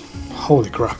But let's go in order. My experience with the Gerudo was a curious one. I was playing with my birds in the sky, killing a Hydra like Heracles, you know, your typical Tuesday afternoon, when I noticed that I was just over the Gerudo capital. So I said, fuck it, let's go down, see what's going on, unlock the teleport point and then I'll see. And that's what I did, landing in a deserted city. Wait, poor choice of words. Landing in a ghost city. The capital is empty. Instead of Gerudo there are mummies, Gibdos. In other Zeldas the Gibdos were mummies that paralyzed you with their scream to give you a hug. Here the Gyptos are normal enemies with an armor that is destroyed by elemental damage. Hence, if you come at the beginning of the game, you have less of a chance, if any, to hurt them. In Queen Riju's room, her diary tells how they had to leave the capital and hide on the ground through a tunnel behind the throne. Another example of information, nothing kept you from going down except knowing what you had to do. Overall, the Gerudo shelter is pretty comfy, they don't lack anything. It's also very good on the world building department because there are a series of details that I find very cute. Being a society of women, being creatures with some carnal desire and, well, the biological need of all species to reproduce, it's natural that the Gerudo have a certain fixation, a certain interest, let's call it that way, in men. Not all of them will share this interest naturally, but the ones that do attend classes on talking to men, and this is not just something they tell you. You can go to the classroom and see the dolls dressed as dudes that they have to practice talking to them, and perhaps what's not talking as well. I find it hilarious, not gonna lie. All over Hyrule you can find Gerudos on pilgrimage looking for the boy, the man, the right one, their better half, to what I imagine is having a night of passion, leaving him and returning to the capital pregnant with another Gerudo female, or even the legendary new king, the one who is born every 100 years and is treated as such. Male fantasy or just a simple reverse of the famous case of the beast? I personally think the latter, but yeah, perhaps I'm biased and about to be cancelled. However, I'll say that the various races in the Zelda saga are my favorite of any work of fiction. I mean, I vehemently hate elves and dwarfs so much that seeing anything else, any other attempt to really create fantasy races in a fantasy setting blows my mind. The queen is training in some ruins as an ancestor power has just awakened in her, the power to summon lightning, perhaps the last hope of her people. When she meets you, she's not very happy to see you either, even though you actually were the last hope of her people and you're gonna be once more. But yeah, no one wants poor Link around apparently. It's a trope I actually like, that if the hero is very good and very flat with no personality, the fact that no one loves them or even that everybody hates them, I quite like. Riju, unable to control her lightning accurately, asks you to help her by shooting arrows at the targets. This is how Riju's ability will work, unleashing tremendous smites, tremendous lightning bolts on everything you shoot at, as long as it's in range of the Gerudo Queen. It's a bit counterintuitive in that the bow is long range and the lightning bolts might initially be long range as well, but it kind of spreads a sphere of influence around Riju and you can end up waiting for quite a while for the range to reach your target. I would say that it was not the most useful power, but between the fact that the others are also somewhat situational and that I didn't want to go around with an army doing the JoJo memes to the enemies, the only one I ended up using was the Kiddo. As I said, I can't give up his mobility. However, Riju as a character is the one I like the most out of the four. She is consistently strong. Not strong in the sense of being a bully and picking on others. In fact, precisely because she has so much self-esteem, she doesn't need to prove anything. She doesn't need to belittle anybody to enlarge herself. It's not like the character ever mentions the word assertiveness or anything like I just discussed, but she conveyed that to me a lot, really. Slight Yennefer vibes, but where the sorceress is more complex, she's also less consistent and less mature, which is funny because Riju is a girl. I mean, she's a teenager or a young adult, I don't know, I believe she is 17. And I really like the combo of her confidence and strength with her young age. Link and the Gerudo defend a village that appeared in Breath of the Wild. Seeing that they can defeat the Gyptos with the help of the hero, their queen's powers and elemental weapons, the Gerudo organize a final defense in the capital against the Gypto army. We're still in the Legend of Zelda, right? I mean, maybe it's me, I really like war in video games, but any attempt to model a siege of a city, you know, warfare in general in a game, I highly value it. I mean, the execution of the siege of the capital is fine, but the idea, just the fact that there is some kind of battle and you can play it, I think it's crazy. What is this, For Honor? You have like a little planning phase, placing the sword squad, the lancer squad, which as we'll see shortly is the good squad, the artillery squad, and a barrier to delay the enemy advance. I'm writing this script and I still can't believe that this is in the game. The assault in terms of gameplay, in terms of playing it, well, it wasn't the funniest moment for me. In fact, I even lost it. I coordinated the position very badly, the flying and crawling buggers knocking without me noticing and proceeded to the regicide. But come on, as long as you have equipped yourself with the spikes of the flying dragons, this section should not give you much trouble. After defeating the enemy, you must chase it to its home and root it out, for which you will have to do the obtuse and confusing puzzle of the towers. Doing so will reveal the Temple of Indiana Jones, which you proceed to explore with Riju, except that the dungeon boss ambushes you unexpectedly. Another cool experience, facing the boss at the beginning of the dungeon. Before you kill her, the Gypto Queen retreats and the Gerudo Queen hunts her down. The Desert pre-dungeon is well, an Indiana Jones movie, or rather an Uncharted game. Ironic, I haven't seen or played any except for The Lost Legacy. A very entertaining and distinct segment, avoiding traps, some more dangerous than others, until you get to the temple proper in the heart of the ruins. I was genuinely worried at that point if that small section was going to be the temple, but nope. In fact, the desert temple is the most difficult of the four by far, for me at least. The objects to activate this time are lightning rods for Ryu's thunder, but getting to them won't be so easy. The temple uses a lot of verticality and it's not always obvious how to get to some of the lightning rods, inaccessible from their own floor. Moving a series of mirrors to deflect light solves several of the puzzles, and yeah, I quite liked it too. I've complained that the temples in this game aren't like the ones in classic Zelda, but I don't know really, and having talked about the 4 Tears of the Kingdom, I just don't find them lacking at all. They're not the same, and what was there before was cool, but I love what I have in front of me. Maybe the chicken dungeon was a bit simple, but in general I think they're very well done. And the boss that this temple has at the end reflects quite well this being different theme. Keep the Queen 2, Electric Boogaloo. I already commented about 2 hours ago that traditionally the bosses of the Zelda saga since Ocarina of Time require, as did the temple that preceded them, that you use the item of that dungeon, usually leaving them vulnerable for you to hit them in patterns of 3. What was not so common is that you simply approach the boss and beat the shit out of him. And that's kind of what the Keep the Queen is. The bugger has an elemental armor that Ryu could come in handy for, but as with Sidon with the Magtarok, your backpack gets the job done just as well, providing that much needed and essential elemental damage. Meanwhile, the Queen will do her own elemental damage, summoning small hurricanes and charging towards you when she's not walking sideways with her hands clasped together like a fly scheming evil plans. Really, between her size, her layer, and her erratic bug-like movement, I really dig the Keep the Queen. For the Colgera, the Kiro came in handy to avoid attacks, although he wasn't necessary. For the Goma, Yunobo was almost mandatory in the second phase, and Sidon was also very useful for the Magtarok. Ryu strikes me as the most expendable of the 4 sages, although with how tireless the Gibdo army assisting the Queen is in the second phase, her help definitely came in handy. Not so much because she threw lightning bolts, at that point I had a bunch of elemental fruits and dragon scales, but because she was a swordswoman that would take a lot of the heat, a lot of the enemies off me, and generally help me against an enemy that I generally found intimidating and almost oppressive. So yeah, as we'll talk about soon, Breath of the Wild and Tears of the Kingdom are loot games disguised as skill games. Any smartass hearing me say that X boss is difficult will answer me, lol haha what a sucker, that's difficult to you, I didn't even break a sweat, I'm smarter than you, I'm very intelligent.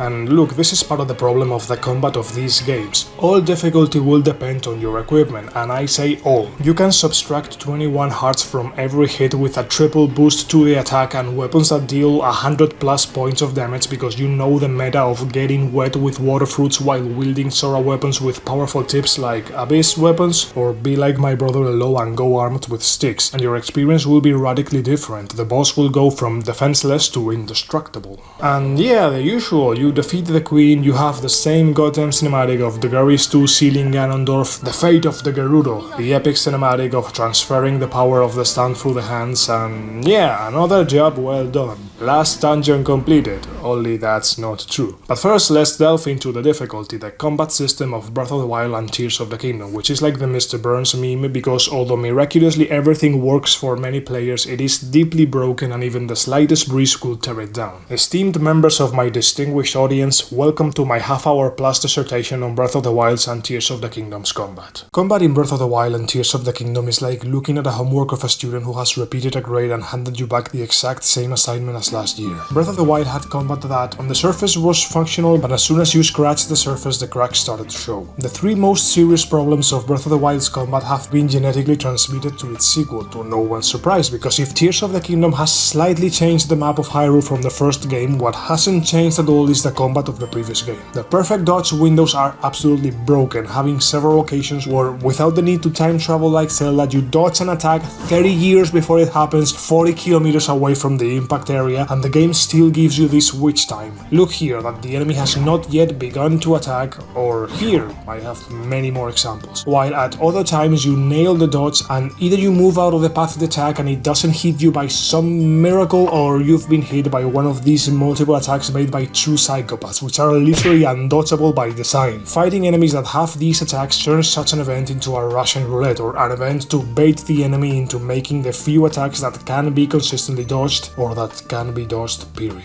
Aonuma, Fujibayashi and the team had literally 6 years to fix the combat system, and what they have done is absolutely nothing. I mean, I'm lying here, it's evident they've tried a couple of things. On the one hand, there's the weapon fusing system, which is fun, although it has a huge problem. And on the other hand, there is the fact that I feel these dodge windows are now more inconsistent, precisely because for some attacks they have been adjusted. I get the impression that there has been an attempt to fix the generosity of the witch time. The problem is that this attempt has been made for about 30% of the attacks, so that's the impression I get. The dodge and parry of most attacks has to be well implemented for a player to be confident that they are going to be able to consistently dodge attacks, and in my experience this is far from the case. Thinking about it more and reviewing the gameplay I recorded, the impression I get is that what Tears has adjusted is the window not of time when it comes to dodge, but of the area of the position in which Link is able to get the witch time for him not to dodge attacks that not even in his wildest dreams were going to connect. Even so, even if little by little I've been relearning where to place myself and how to exploit these perfect dodges, it still doesn't transmit me any kind of security or consistency. What they've also have fixed, and again ended up not fixing anything, is the weapon breakage system. The glass weapons from Breath of the Wild are back in Tears of the Kingdom, aren't you happy? It's what we all wanted! During the extensive research I did for this video, I managed to find, after an arduous search, a person who defended the fragile weapons of Breath of the Wild. It's as if I had discovered a new species and were going to name it after me. The Nintenderos Meni, for example. There is a reason why nobody liked that system, and the reason is that it doesn't fix anything and creates a ton of problems. Wow, cool, a +2 Lino sword, I can't wait to use it for a minute and have it break! What a thrill! Said no one ever. On paper, it's a way to balance players being able to get cool weapons early in the game by going to areas they shouldn't, as in fact a friend of mine did by falling into Hyrule Castle right out of the tutorial in Tears of the Kingdom. Fixing acquiring good weapons too soon is easy, just have them break so they can't use them much. That's it, problem solved. Only this doesn't solve anything. Through this system, every reward you get has an expiration date, which dilutes its value quite a bit. This attempt to fix the player breaking the progression isn't by far the worst I've seen so far, but I do believe that a simpler solution for an adventure game is to have no progression at all, that Link doesn't level up damage and defense. I believe the following for most games. The difference between how much damage you do at the end and the beginning of a game is inversely proportional to how good that video game is, in my humble opinion. What I mean by this is the biggest flaw of Breath of the Wild and Tears of the Kingdom, in my humble opinion again, how much it scales. It's not an overly complicated concept. There's a brutal difference between how much damage a strong weapon does and a weak one, between how much an upgraded armor protects you and an unupgraded one, between how much damage can both take and deal a big enemy and a weak one. What does this boil down to? That there's a ridiculously fragile balance between enemies strong enough to deal more than a quarter of a heart of damage penetrating your sufficiently upgraded armor, but not too strong so that they one-shot or two-shot you. Of course, getting two-shotted is not that big of a deal because you have the magic time stop button.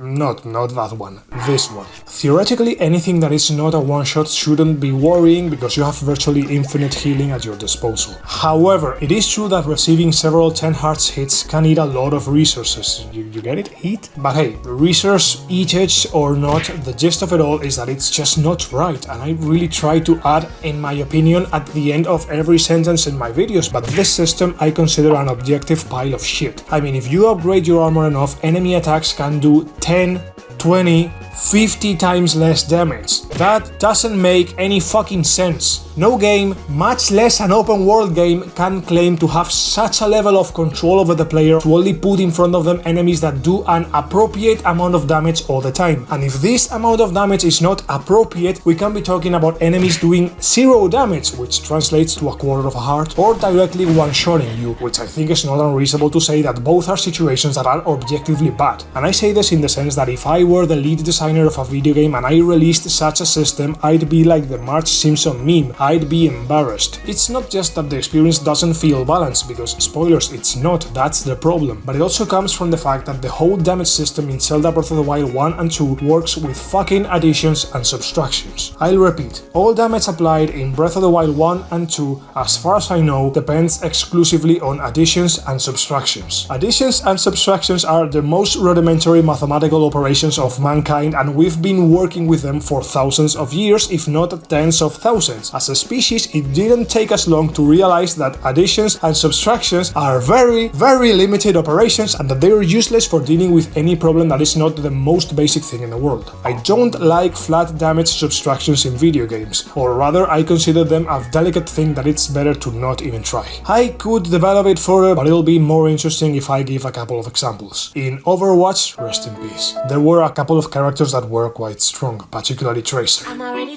As a plan to punish England for leaving the European Union, Blizzard employed German engineering and created Brigitte, whose most notable ability was to add a kind of life armor that reduced all damage by subtracting 5 points at each instance of damage. This meant that for poor souls like Tracer with weapons that dealt low damage many times per second, that 5 points subtraction was applied a lot of times, 20 times per second to be precise, while heavy hitters that hit hard and slow didn't even notice it. For those of you who don't know Overwatch, for many people this was the point where the game, along with Tracer, died, and has most definitely stayed dead. I mean, have you seen Overwatch 2? The idea of this example was to illustrate how natural numbers have this little problem when you get them close to 0. It's not the same to subtract 5 from 8,000 as from 8. That's why not many games work with subtractions, because it's sloppy, it's a fucking mess, and this is just what Zelda does. In Breath of the Wild, a white bokoblin hit depending on what weapon it had, adding 12 hearts of flat damage, while the red one added nothing. I couldn't work out how the damage is applied in Tears, as some attacks deal like half a heart, while others, like when this guy grabs a stick,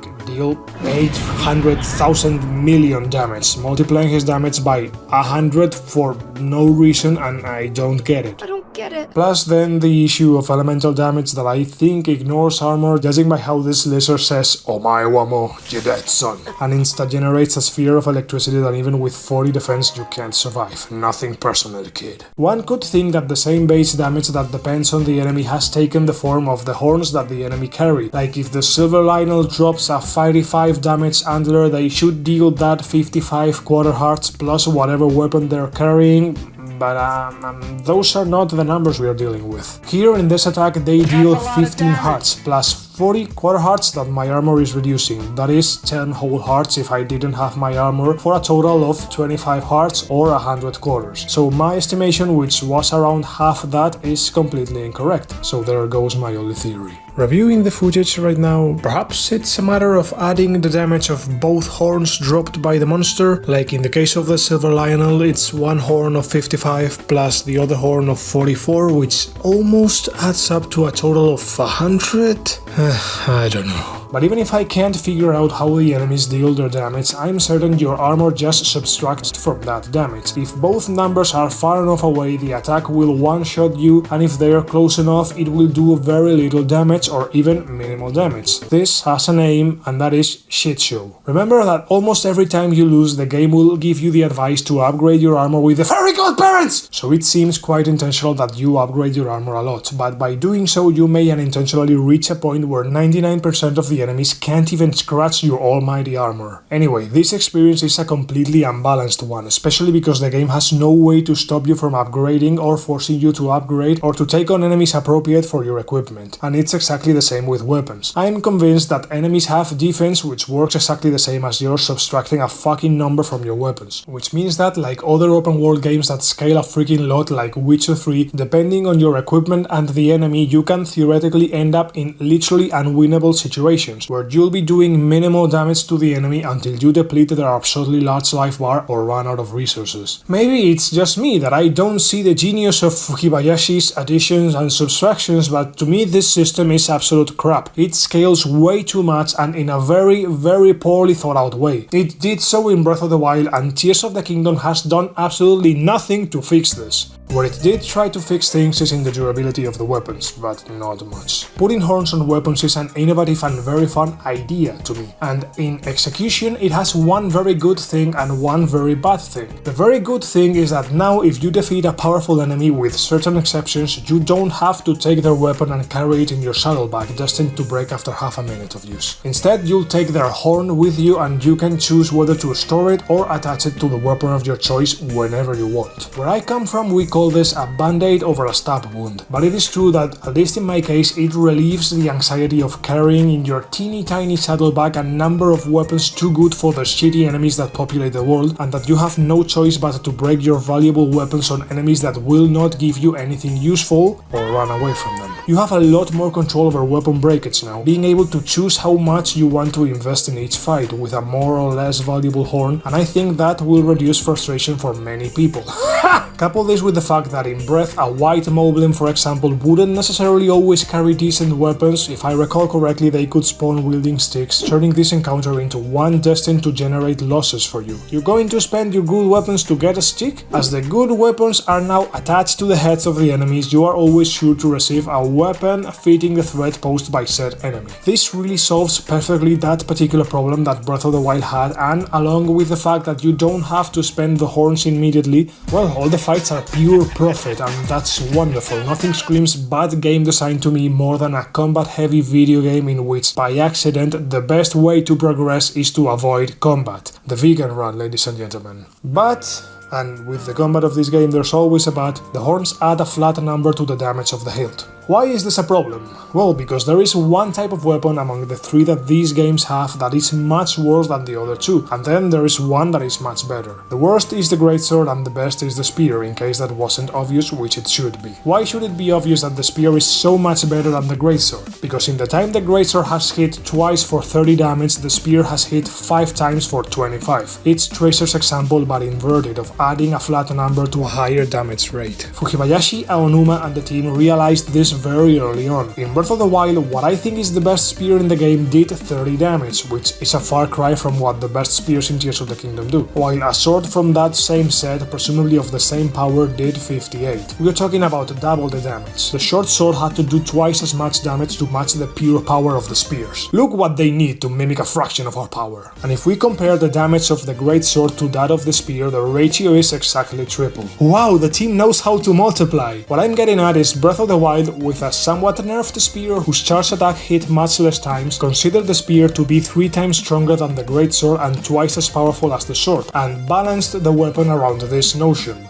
And along came Tears of the Kingdom and unlearned that lesson. The team doesn't like their games being balanced, apparently. Remember the Fire Emblem weapon triangle? Well, now the spear defeats all others. Enjoy the destructive power of a weapon as fast as it is long and poke at your enemies from a distance several times in the time it takes for the greatsword to connect for the first time. Watch how the poor bastards can do absolutely nothing against your constant attacks. Poke, poke, poke, completely helpless. As Geralt of Rivia once said, if I'm going to add 30 damage to one weapon or another, I'd rather it be the one that attacks more times per second to maximize DPS. And the last nail in the coffin of both swords and great swords is the brutal range that spears have, especially if you put another spear on the tip, which some enemies do, and it's very funny. Look at this example in which I am poking this sucker from a distance until I decide to equip a sword for which I miscalculate the distance because I'm used to having a lot of range, but it turns out that I don't have shit range. I hit the air in front of the enemy and die. This kind of thing, playing with weapons that aren't spears, is what I did when I wanted to change things up a bit so as to not get bored, or when I wanted to handicap myself, like a shonen anime character who has only used 16% of his power. I feel dirty again, and this is precisely what I had to do during the game, particularly on a couple of bosses, so as not to kill them in 2 shots, which is not the ideal experience, right? Just like the saying about the mountain and a certain Arabian prophet, if Fujibayashi won't balance the game, the player will have to balance it for him. The only small problem is that the notion that the player has to do the designer's work is ridiculous. Think, Fujibayashi! And the worst thing is that I haven't finished beating the corpse. Even if the games were balanced, I think their combat system leaves something to be desired. And speaking of unpopular opinions,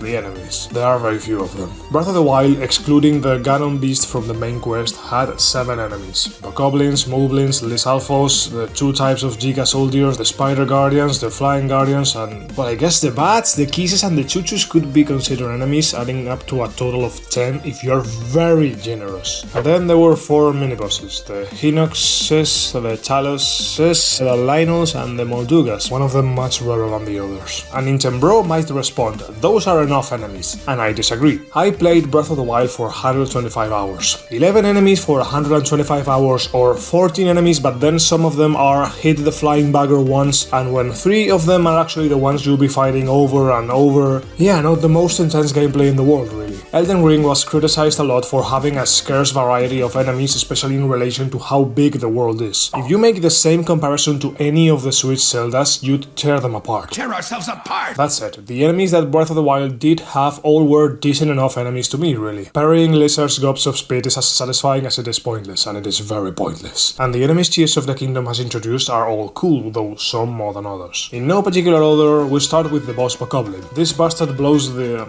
horn and puts the other bastards in formation. It's not exactly easy to break through their lines, but that's the whole idea of the enemies, that they try to win. As I said before, even the music changes when one of them shows up, and the truth is that between that and the change in gameplay, I've been grateful that these little bastards exist. These worms are not my favorite enemy, to be honest. I mean, they're okay, I don't have much to complain about, but I'm afraid I don't have much good to say about them either, really. The Horriblin are also a cool addition to the game's roster of enemies. These bastards hang from the ceiling and make sounds that can be disturbing, give you the creeps. Anyway, the Horriblin also have a particular way of interacting and being interacted by you, in the sense that you have to shoot an arrow at their head so that they drop from the ceiling and you can give them a smack, or poke them with the spear, which is ridiculously OP. As a curiosity, they leave food and treasure on platforms on the ceiling to which you can ascend, a very cute detail. Buggers that fly are buggers and they fly. With an arrow they die, at least none of them have lasted longer. These lizards get away from you and jump on you, quite annoying, although I insist that enemies should not be created for my comfort. The only thing is that it annoys me a little that the last 3 enemies are designed for you to kill them with the bow, being too far away from you, and the tilt controls are what they are. And then if you add the Joy-Con drift, then you have a control system that is absolute shit. Thank you very much for defrauding us all, Nintendo. You will burn in hell! In the image and likeness of the little worm, we have the big worm, who jumps and absorbs you, and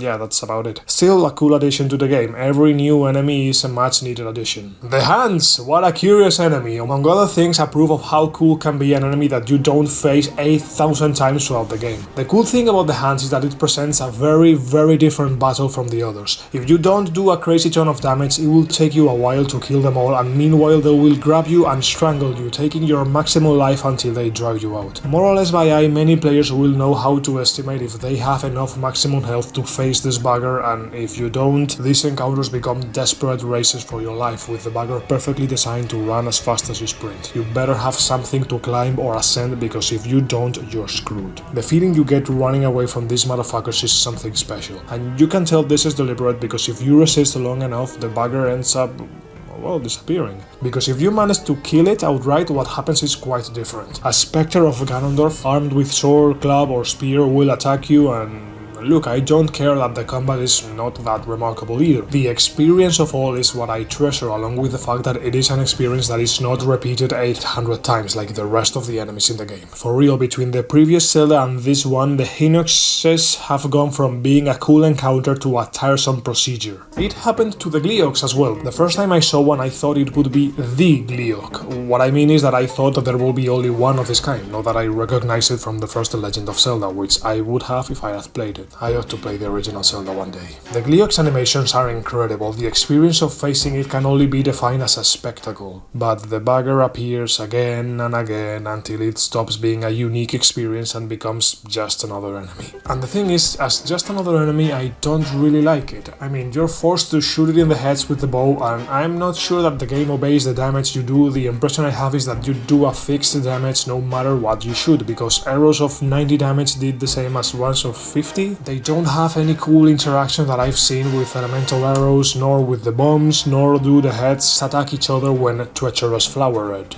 I don't know, for this game it's a bummer, isn't it? It's an enemy that requires you to fight it in an ultra specific way, and I didn't love it. Not like the Minecraft, the crown jewel. I am the Minecraft. This miniboss blew my mind when I encountered it in the tutorial. The multiple ways to deal with it, whether it's getting on its shoulders to hit it melee, shooting arrows at it, or the main approach of ripping out its core with the ultra hand. Different phases require different approaches on your part, like in one of them the bastard rises in the air and you have to crazy diamond the cubes to ascend and hit him. Undoubtedly a combat, perhaps the only one, that involves Link's powers and whose result is an absolute blast. Wow, I still remember the adrenaline, the excitement. I really enjoyed this fight, and then I did it again and again and again and again. until just as it happens to the Gleeok, it became routine. Just because it has a new attack and a little number in its name doesn't make it a new enemy. It wasn't like that in Elden Ring with its bosses, and it isn't like that in Tears. And speaking of Elden Ring, around that game there was a lot of criticism for the recycling of enemies and especially bosses. Of course, an open world game has a different philosophy than a linear game, and in the first one I have a little more tolerance towards recycling enemies. However, it is true that certain experiences, such as the capital B bosses in the main story, if they reappear twice and with every Crimson Moon respawn infinitely,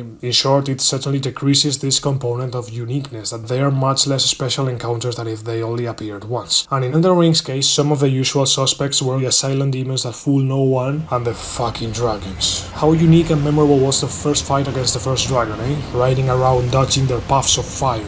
Wow, quite an experience. And then another 80 dragons appear and it all becomes routine. Different players will have different tolerances, but I consider myself someone with high tolerance, both for life in general and for this in particular, and yet there are many situations in both games that have been spoiled for me, that I have repeated the same combat so many times that it is no longer special, and the most blatant case was the minecart, because of how much I liked it the first time. And the worst thing is that the fact that there are few enemies is not the only problem they have, because in addition to it turns out that the bastards, for my taste, barely defend themselves. I do have to say that the main focus of Zelda has never been combat, perhaps except for the first two titles, which is the main thing you do. Much less an arduous, difficult one that severely punishes your mistakes. This isn't Sekiro. That said, I find that by large, no Breath of the Wild's enemy is really challenging, in the sense that, yes, they attack you, but they are very fair attacks, very telegraphed. I'm not asking this or any combat system to be unfair. Ever, but I would like to ask it to be a little more intense. Different enemies have different degrees of aggressiveness, and they all have impeccable animations and a way of attacking that is at the same time logical, well telegraphed and hilarious, like the bokoblins spinning their spears above their heads, or the moblins throwing the bokoblins as a projectile, or even kicking them "This is Sparta" style. But what I don't feel very often is enemies trying to kill me. They don't have the same intention behind the bokoblin as the Lionel. Clearly one attacks in groups and the other in solitary, one pretends to be funny and the other intimidating, but I would be lying if I didn't say that I would love to have more enemies like the Lionel. Creatures that, especially the first times you raise your sword before them, command respect. They have a fairly large chunk of land, so you can fight them one-on-one for only final destination. A humongous quantity of different moves, especially compared to the rest of monsters. Long,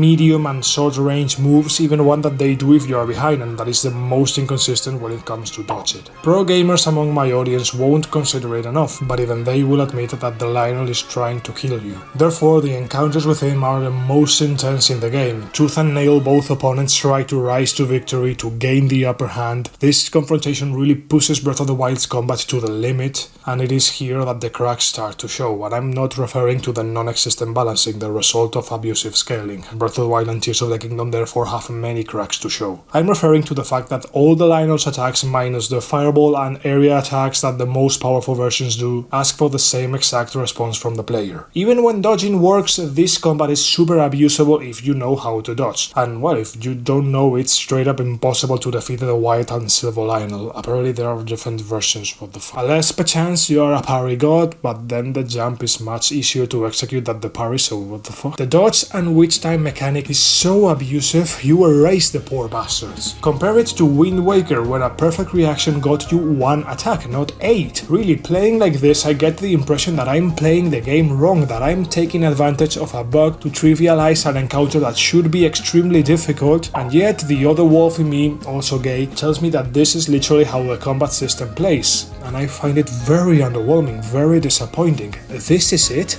But Meni, you could abstract this a bit to all real-time action combat consisting of enemies attacking you and you dealing with these attacks by either blocking or dodging. And yeah, you're absolutely right, but I don't know, there has to be something more to action combat, right? Even if it is in the window to perform those dodges and in the price they entail. It's difficult for me to put it in words beyond I think this combat system is not good enough. The Lionel battle takes it to the limit and shows how dodging attacks with the witch time is a mechanic so abusive, I don't deserve to land so many free hits on the boss. And that in general it's a combat system in which I don't ever feel in danger, as I am the danger, because of the control I have over whether whether I get hurt or not, and the enemies in general over whom I have a lot of control. To which one could counter-argue by saying that of course I've mastered this combat system after playing both titles for more than 250 hours combined. And of course that's a very valid point. After 250 hours any gamer is going to get used to any system. However, whose fault is it that I've been playing for more than 250 hours with a system that didn't stretch so many hours? Nintendo EPDs and only Nintendo EPDs. If I were to solve these issues with the combat, I would start by fixing the hitboxes obviously and introduce two types of dodge, the good one and the perfect one. The good dodge would be similar to the one we have now when the witch time doesn't trigger, but the perfect dodge would require dodging a few frames before taking the hit, no shenanigans. Both dodges will have a benefit to the player, which would be to charge the weapon with a little sound and a little glow that would indicate that the next hit you'll land will be a guaranteed critical. The perfect dodge would give you a small witch time enough to land an extra critical attack, while with the good dodge you will have to look for a window to hit the enemy, or not, because you could accumulate more dodges, accumulating more charges on your weapon, which would go from white to blue to purple to red to orange and to yellow, each time multiplying by 2 or by 1.5 the damage you would normally do, and consuming stamina little by little at an increasing rate to encourage you to upgrade stamina, and offering some risk versus reward with trying to dodge several attacks in a row while washing your stamina, which might even slow down less quickly if you stand completely still, aiming at this feeling of the samurai catching the katana with his hands. Or, perhaps not. The idea is to avoid how abusable the parries were in Dark Souls, where the situation was very similar, that if you know how to do the parry you have no reason to use anything else and it's a complete abuse, and this again is the devs in their interviews. A very delicate balance must be achieved of rewarding mastery without completely destroying any hint of challenge. My god, what I have become, I'm the goddamn Souls and difficulty in video games gatekeeper. I'm really not an advocate of the harder the games the better, but I have to admit that there is a point of too much ease that I can't enjoy as much as if the game really required me to put in the effort. But I'd be lying if I didn't say that Breath's and especially Tears' combat don't have things that I love. The very concept of the game is to play around with its systems and mess with them, like freezing some bastard and flying him off a cliff or catapulting him far away. All these kinds of shenanigans I really like, but they are like toppings on top of a frozen yogurt that's a bit insipid. That said, they are very good toppings, and Tears of the Kingdom has brought their own. Not only do you have the elemental fruits, which are a wonderful addition to combat as much as they are to puzzles, but you also have the smoke bomb and the treacherous flower. The treacherous flower is hilarious. You throw it at enemies and they start stabbing each other in the back like an episode of Game of Thrones. I would have lost it if these were useful for the different heads of the Gleeok to kill each other, but I'm afraid that Fujibayashi's giant brain has its limits. They have been evident in this section. But even so, I think it's a really fun addition. It's great for messing around. The smoke bomb makes the enemies lose their marbles and stop seeing you, which you can take advantage of to slap them with sneak attack with advantage, or even to run away from the combat like a cow, make a strategic retreat. And then you have the whole issue of using your constructions in combat, which is absolutely incredible. I can't even imagine what the mad scientists in the audience must have done. I've limited myself to dropping bombs from the sky like Franco's side in the Spanish Civil War during the assault on Madrid. The truth is that the cannon is the most fun spearhead to put on any weapon. Not only serves to mine and light fires, but it is a direct access to a whole lot of bombs. Anyway, concluding the combat segment. Breath of the Wild had probably the best combat in the series. I don't remember if well these games come out like every 6 years, okay? It's got a lot of good ideas and quite a bit of attention put into it, but it doesn't strike me as remotely enough for an action game. If Zelda is a game about exploration first and then in a distant second place about fighting, well, all these problems are much less serious to me. Still, I wish this game had a brilliant core combat or even a decent core combat. The dodge is broken in both senses of the word. It doesn't work as it should because it's not well programmed, and it's broken because if you know how to dodge, the game will never give you the slightest problem again. The game could fade to black and tell you, don't even bother my liege, you've got it, you've saved Hyrule. You saved me! Breath of the Wild had very few enemies, and so does Tears of the Kingdom, which if you add it to the simplicity of the combat of hit the witch time and kill everything, it ends up becoming a bit basic and tiresome in my humble opinion. Its only saving grace is the huge amount amounts of tricks you can do to create your own fun. And then there's the fact that it has absolutely absurd mathematics behind it, the worst possible system in terms of number, only preceded by Bethesda's, that every time you level up the enemies grow more difficult. In any given fight you might kill the enemy in 1 hit or in 123. Of course the game doesn't know because it's not balanced in the least. I leave this section concluding the same thing over and over again. This has some fun ideas, but what amounts to 1v1 mano-a-mano duels is hella disappointing. Breath of the Wild's combat was disappointing, and Tears of the Kingdom has done absolutely nothing to fix its problems. Instead, they've added cool stuff that enhances the best of the previous system, but they haven't fixed any of the things that needed fixing. So yeah, with the rest of the game being so unbelievably amazing, I'm disappointed with Fukibayashi and the team. I mean, it's been 6 years. They tried to present us the same homework from last year by changing the title and a couple of words so that the AI that detects plagiarism doesn't catch them. And that's why I'm seriously considering failing them in the combat subject and see them again next year. Let's see if they do something by then. Skill issue Fukibayashi, improve. So yeah, more than 3 hours of video later, we are approaching the final stretch. The last dungeon and the end of the game await us. I feel ridiculous repeating the spoiler alert, but well. Upon completing a 4th dungeon, a cinematic similar to the Blood-Stained Moon one shows you a Princess Zelda who is not at all an imposter in Hyrule Castle, so you go there looking for her. This time the castle isn't empty, in fact it's full of enemies, particularly in the places where Zelda is, almost as if they were traps. Not my favorite segment in the game, but not a bad one either, no puzzles, all combat. The last of these is a showdown against Zelda herself. The previous cinematic is pretty cool, with fake Zelda popping up all over the place with the camera rotating around Link. Phantom Ganon turns out to be behind all this. Who is Phantom Ganon, you ask me? It's not a combat that stands out for its originality if you've already sparred with Phantom Ganon and the Demonic Hands, which sounds like a Harry Potter movie. The weapons he drops are kind of corrupted and take away maximum health if you equip them, but can always put them on the tip of your weapons for 0 drawbacks. The gang comes Link, you should come too. to help you, and a Ganondorf stand appears to threaten to destroy them all. So yeah, it becomes clear that the Zelda who has been teasing people around Hyrule was a fake. Our heroes ponder it because there's a place that the imposter princess has strictly forbidden access to. If she turns out to be Ganondorf, then there's a place Ganondorf does not want anyone to access. Going to Kakariko to the Forbidden Ruins, this points to the 6th sage waiting on Song-Flying Island surrounded by a perpetual storm that complicates passage immensely. However, complicates passage immensely does not mean makes it impossible, because again a player with skill, grit and cunning will be able to navigate the islands falling from the heights with a balloon, or in my case use Riju to clearly mark the silhouette of the floor of the islands. With a helmet that I obtained following a side quest of her in the desert, I became invulnerable to the lightning that kept striking. The intended way to do this is to have an NPC translate a riddle for you, and with that information look for specific clothes in specific places and do a very specific thing in a very specific place. Yet another example of sealing progress with knowledge. The next seal is not of knowledge, because although you could by chance run into the, let's call it, body of Sage Mineru in the underground, it is imperative that you bring her head down from the Sky Island. I'd be lying if I said that doing so wasn't cool. You put the head on a bird and descend from the heavens to reach an elevator, which in turn descends to the underground. There the voice of the Fairy King's sister asks you to pilot the mecha. Haha, Evangelion meme Raid had to pilot the mecha after all, haha. In that there's another mecha out there that's corrupted by Ganondorf. We already saw in the previous game that he's goddamn hacker man and there's nothing he likes more than overriding machines. And precisely this is all about machines. A series of challenges that together form a dungeon, in my eyes at least. Welcome to the 5th dungeon. These are all about using different no-my constructions to solve puzzles. It went relatively viral, this one of the wheels spinning and chains wrapping around them to drive a mechanism and lift a door, and yeah, it's awesome. The programming team led by Takuhiro Dota has shown the industry how it's done. I hope you'll forgive the digression, but I think that in general the potential of programming in video games is not exploited enough. I'm talking about systems and physics like those of these Zeldas and immersive sims, but also artificial intelligence for NPCs. Just look at Oblivion, which still make us laugh today. How goes it? I've been better. I hope things get better. Bye.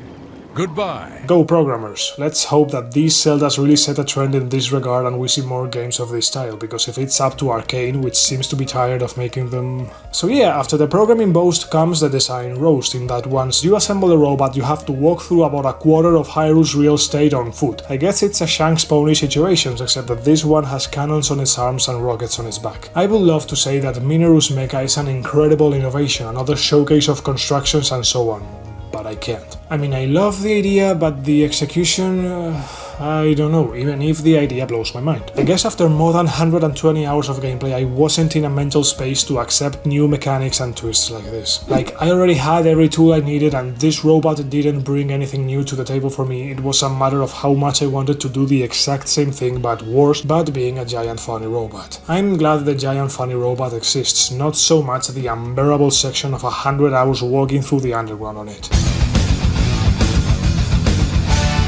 After this, the other corrupt mecha will show up and you'll have the right to challenge it in the Sun Chamber. Only instead of suns, you'll be in the underground cannoning each other to push the opponent against the electrified fences of the Mario Striker games. Speaking of Mario Strikers, I've heard the latest one is great, right? So yeah, ironically at this point I had already beaten the game on my own about 30 hours earlier, so I had already defeated this robot by myself without a mecha of my own. Yes, the bosses you don't defeat will be waiting for you at the end of the game, just like in Breath of the Wild, and I had a better time cannoning it there. It occurred to me to consume a Super Sonai battery and instantly fell in love with the cannon. The version with Minoru is much clunkier. The mecha moves in a clunky way and you have to attack in combos of 3. I don't know, it's not my favorite boss fight. It's my least favorite, matter of fact. So yeah, Minoru plays for you the cinematic of Roru sealing the Demon King. Further proof that Zelda is an active participant in her story, for without her cooperation Ganondorf could not have been destructed and thus sealed, but I'm stubborn as a Turkish old man. Screw Gary's too, I want more Zelda in my Zelda. And speaking of Zelda, Minoru tells you that she has the Master Sword, or rather that she expected you to use the sword to defeat evil, so look for the Master Sword, I guess? And if you already have it,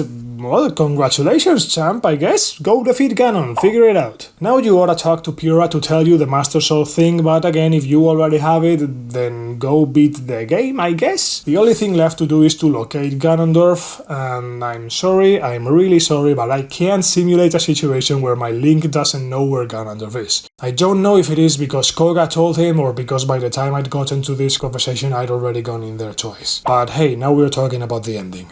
Spoilers, I guess, now for the last time. After getting the Master Sword from Zelda's Skull and completing the Gerudo dungeon, I wanted to do what the former asked me to do and defeat Ganondorf. Well, actually on the one hand I was taking the story seriously in the sense that there was no time to lose, Ganondorf had to die as soon as possible, but on the other hand I was just plain curious. I pondered how and where the game could be beaten, as I had no idea and had not pondered it before. I remembered the opening scene where Zelda mentioned that they were under the castle and the game itself made it pretty clear. Worth a shot, definitely. So armed with a theory I had pulled out of my ass just as I did with Zelda Dragon, I descended into the underground just in case. It's very curious because the sequence of encounters that await you there, and more than that, the terrain itself kind of didn't stand out to me at all. I said if this were the path to the final boss, I'd highlight something, surely I must be making a mistake. But just like what happened with Zelda Dragon, I was right on the money. I saw a small hole. Without any hope, I snuck through it just in case and found a wide Lionel. Ooh, pretty sus. After defeating it, several of these ice worms, special music playing, a huge hole on the ground with what looks like ancient ruins. Perchance I was right. An intimidating message displays as soon as you fall that the sage powers do not reach you and therefore you lose your stance. A fight against the demonic hands that you can skip because close enough there are materials to build a bird. Several enemies along a descending corridor that leads you the first area of the game. Wow, it gave me the chills. Very clever reusing the place where the adventure started. A few steps in are the murals that Zelda photographed at the beginning, but now you can destroy the rocks blocking two of them, the ones showing Zelda with the Master Sword turning into a dragon.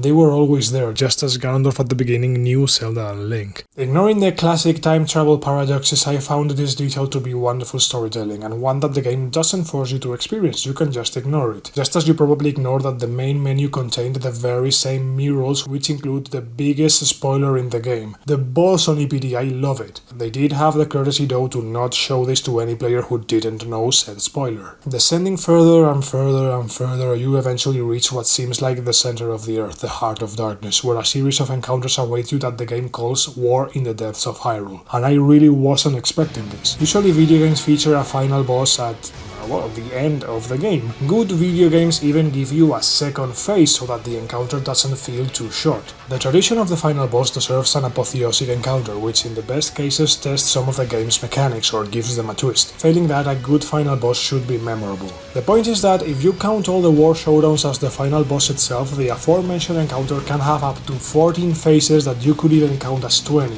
though 8 if you've done your homework and 4 if you only count Ganondorf himself. This doesn't make any sense at all. I don't recall ever seeing an encounter with more than 3 phases. Each one of them, in my humble opinion, heightens the tension and excitement, which in the endgame of this game just keeps going up and up and up and up and up. The war against 1,000 minions is not the first time it's been done. Fujibayashi already did this in Skyward Sword and it was pretty badass, pretty iconic. Here, in the same way, it's cool as hell. The difficulty, as always, will depend on your equipment and your team, because the fellas will appear to help you out, as many fellas as you have helped before, of course. 4 phases against the most common enemies of the game will take place, and as I said, it's cool as hell. After these, the Breath of the Wild moment will take place, the one of putting in front of you the bosses you have not defeated, all of them with their 2 phases. In my case, I faced half of them, Phantom Ganon, the Mecha and the Goma. After beating the bosses you haven't seen, the ones you have seen will appear in cinematics and the respective fella will face them so you can go after Ganondorf. This, like most of all these ending sequences, is a storytelling cliche, but what can I say, I like it. It's the typical climactic scene that raises the stakes, proper for the final battle. The only thing is that I find the matchups funny. We have the Goron fighting the Goma, the Mecha against the Mecha, the Kiddo fighting the interdimensional deadly millipede, the poor bastard, the girl fighting the hellish nightmare that is the Gibdo Queen, who I insist that it killed me several times and now she pretends to fight it alone, and then Sidon faces the ridiculous squid that doesn't even attack. And I can't help but feel really sorry for the younger members of the team who get the short end of the stick by far. So yeah, you leave them behind to fend for themselves or die and the bosses ambush you from behind, whatever comes first, while you go into the heart of darkness, where the mommy who turns out to be Ganondorf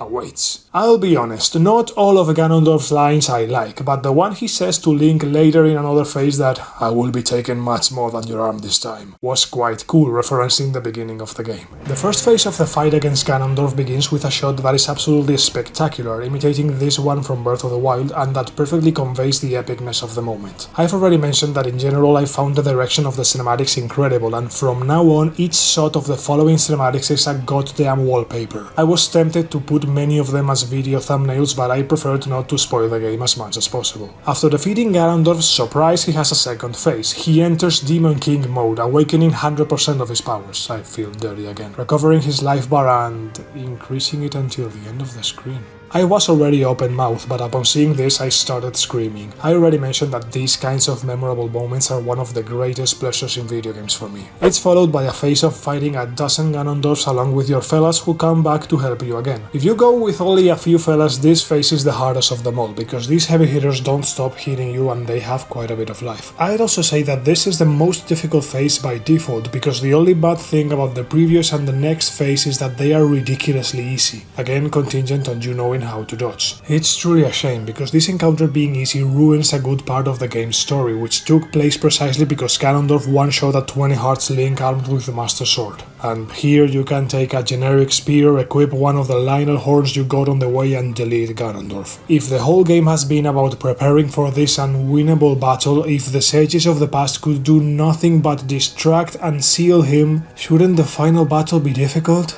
And it's the same old song, the one that for the whole family means that the youngest of the house should be able to defeat Ganondorf, but it's quite scary for a child to go into the heart of darkness. I don't know if I have the right to complain and demand that the game be made for me, but for my level of skill and preparation, which I insist I came here with the game only half beaten, this was a walk in the park, unacceptable. But hey, these kinds of moments are not only the gameplay, the action, and I have already mentioned that as an artistic experience it delivers. Details that I liked are, among others, that Ganondorf has the witch time. It's a bit abusable because he always responds by doing the same thing, but the fact that it happens, the experience that results from the final boss having some of your tools that you've been using to beat the game and that you're still using against him, I think it's a total success, one of these civilized decisions of a person who has a deep understanding of what a final boss should be. You can certainly tell Fujibayashi has learned from Breath of the Wild, because the virgin Bloodborne Ganon pales before the multi-faced Chad Demon King Ganondorf. But since I mentioned Breath of the Wild, the composers did a cheeky thing, arranging the Beasts of Ganon music for the last phase, hyping as hell, raising the final battle momentum after a couple of tracks that sought to be more intimidating than anything else. Because intimidating is what the whole experience of descending into the depths was. was for me. I mean, you know me, I'm the world's biggest coward. I generally had a hard time descending into the depths and even looking the Demon King in the eye. For me to then see this shot of Link not giving a fuck, he's not afraid at all. Or perhaps he is, but his courage, of the Triforce, is greater. When I came back to this fight more prepared and knowing how easy Ganondorf is, not only I felt zero fear, but also the experience barely got to me, made me felt nothing. But I want to stick with the first time, to cherish that experience. I don't know if I played wrong coming here as soon as it occurred to me, but the experience was unforgettable. I guess facing evil even when I wasn't prepared, that it was such an organic moment since no one told me to come down here, magnified this moment. Not to mention that everything is diminished after experiencing it multiple times. The first one is always the purest. Even if now I don't see it as that special, I have to be sincere with the many who experienced that as the best ending of any video games he'd played in years, elevated even more when Ganondorf ate his MacGuffin stone after his third phase defeat and became an immortal dragon, bursting the ceiling with you in its jaws until Cell Dragon arrives to rescue you and you climb on her back to defeat evil along with her, and here the game destroyed me. I was not expecting this, far from it. Zelda is perhaps the franchise that has released the fewest bad games, that has screwed up the least, hence the beginning of this video that the name is synonymous with quality, because since the Philips disaster they haven't released a bad game.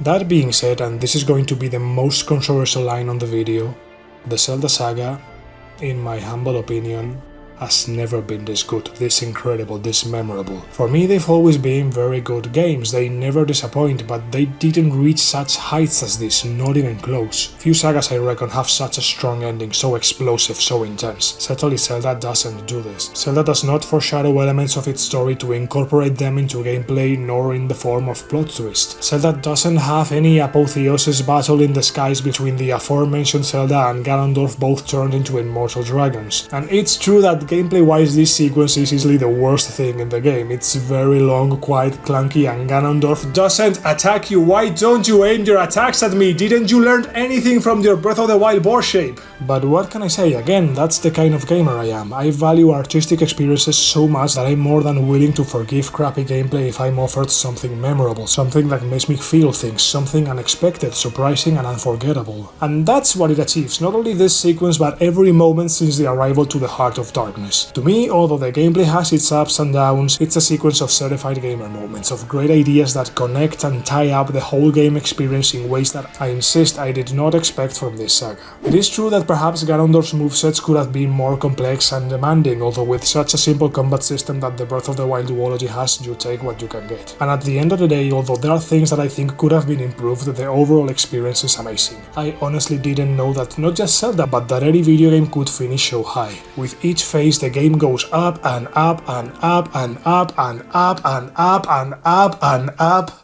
And that's why it's a shame that Gary fucking Stu shows his red nose again and makes a tremendous Deus Ex Machina, reverting Zelda to her normal form with the power of friendship and his Deus Ex magic. I'm sick of this, of having to forgive Gary goddamn Stu and a fucking Deus Ex Machina in this apotheosic ending, because the next scene is going to be as memorable or more as the beginning of the game, falling into the water in the tutorial island. Human Zelda now descends unconscious in free fall. Link tries to save her with the same gorgeous orchestration that has plagued the entire game, that I literally stood for a minute completely still just to hear the tremendous orchestra arranging the theme of Zelda as a character and as a franchise, as Link once again reaches for the hand of a free-falling Zelda just like at the beginning of the game. After this time succeeding, they both plummet over Hyrule, plunging into the water just like Link did in the tutorial. Pretty much the first thing you did when controlling the character is the last thing you do. See how there's someone with a sibylline in-depth knowledge of video games? Zelda is happy that you saved the world and looks at the Master Sword with relief, which at this moment emits phase, lights and sounds, a reminder that an important part of the story takes place because the sword decided to return to the past so Zelda could fix it and defeat evil again. I insist, the game tells you all this with a couple of well-placed noises and some musical notes. Another example of mastery. Hidemaru Fujibayashi really does know how to do video games, and we're just goddamn imbeciles that when the wise man points to the moon we examine the finger.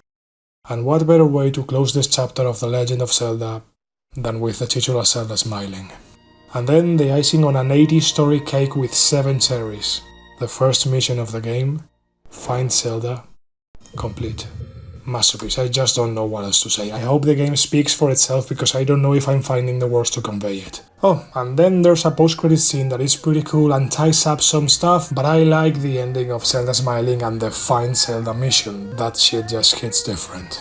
The Legend of Zelda Tears of the Kingdom has been quite an experience for me. This 2023 has been hard for me, and this game came at a time when I could finally relax a little, give myself a break and really enjoy playing a good video game. I started out very excited with the game, then disappointed with the tutorial and little by little recovering the excitement, but not the excitement of someone who has high expectations, but of someone who understands and is connecting with what he has in front of him. A super fun game, man.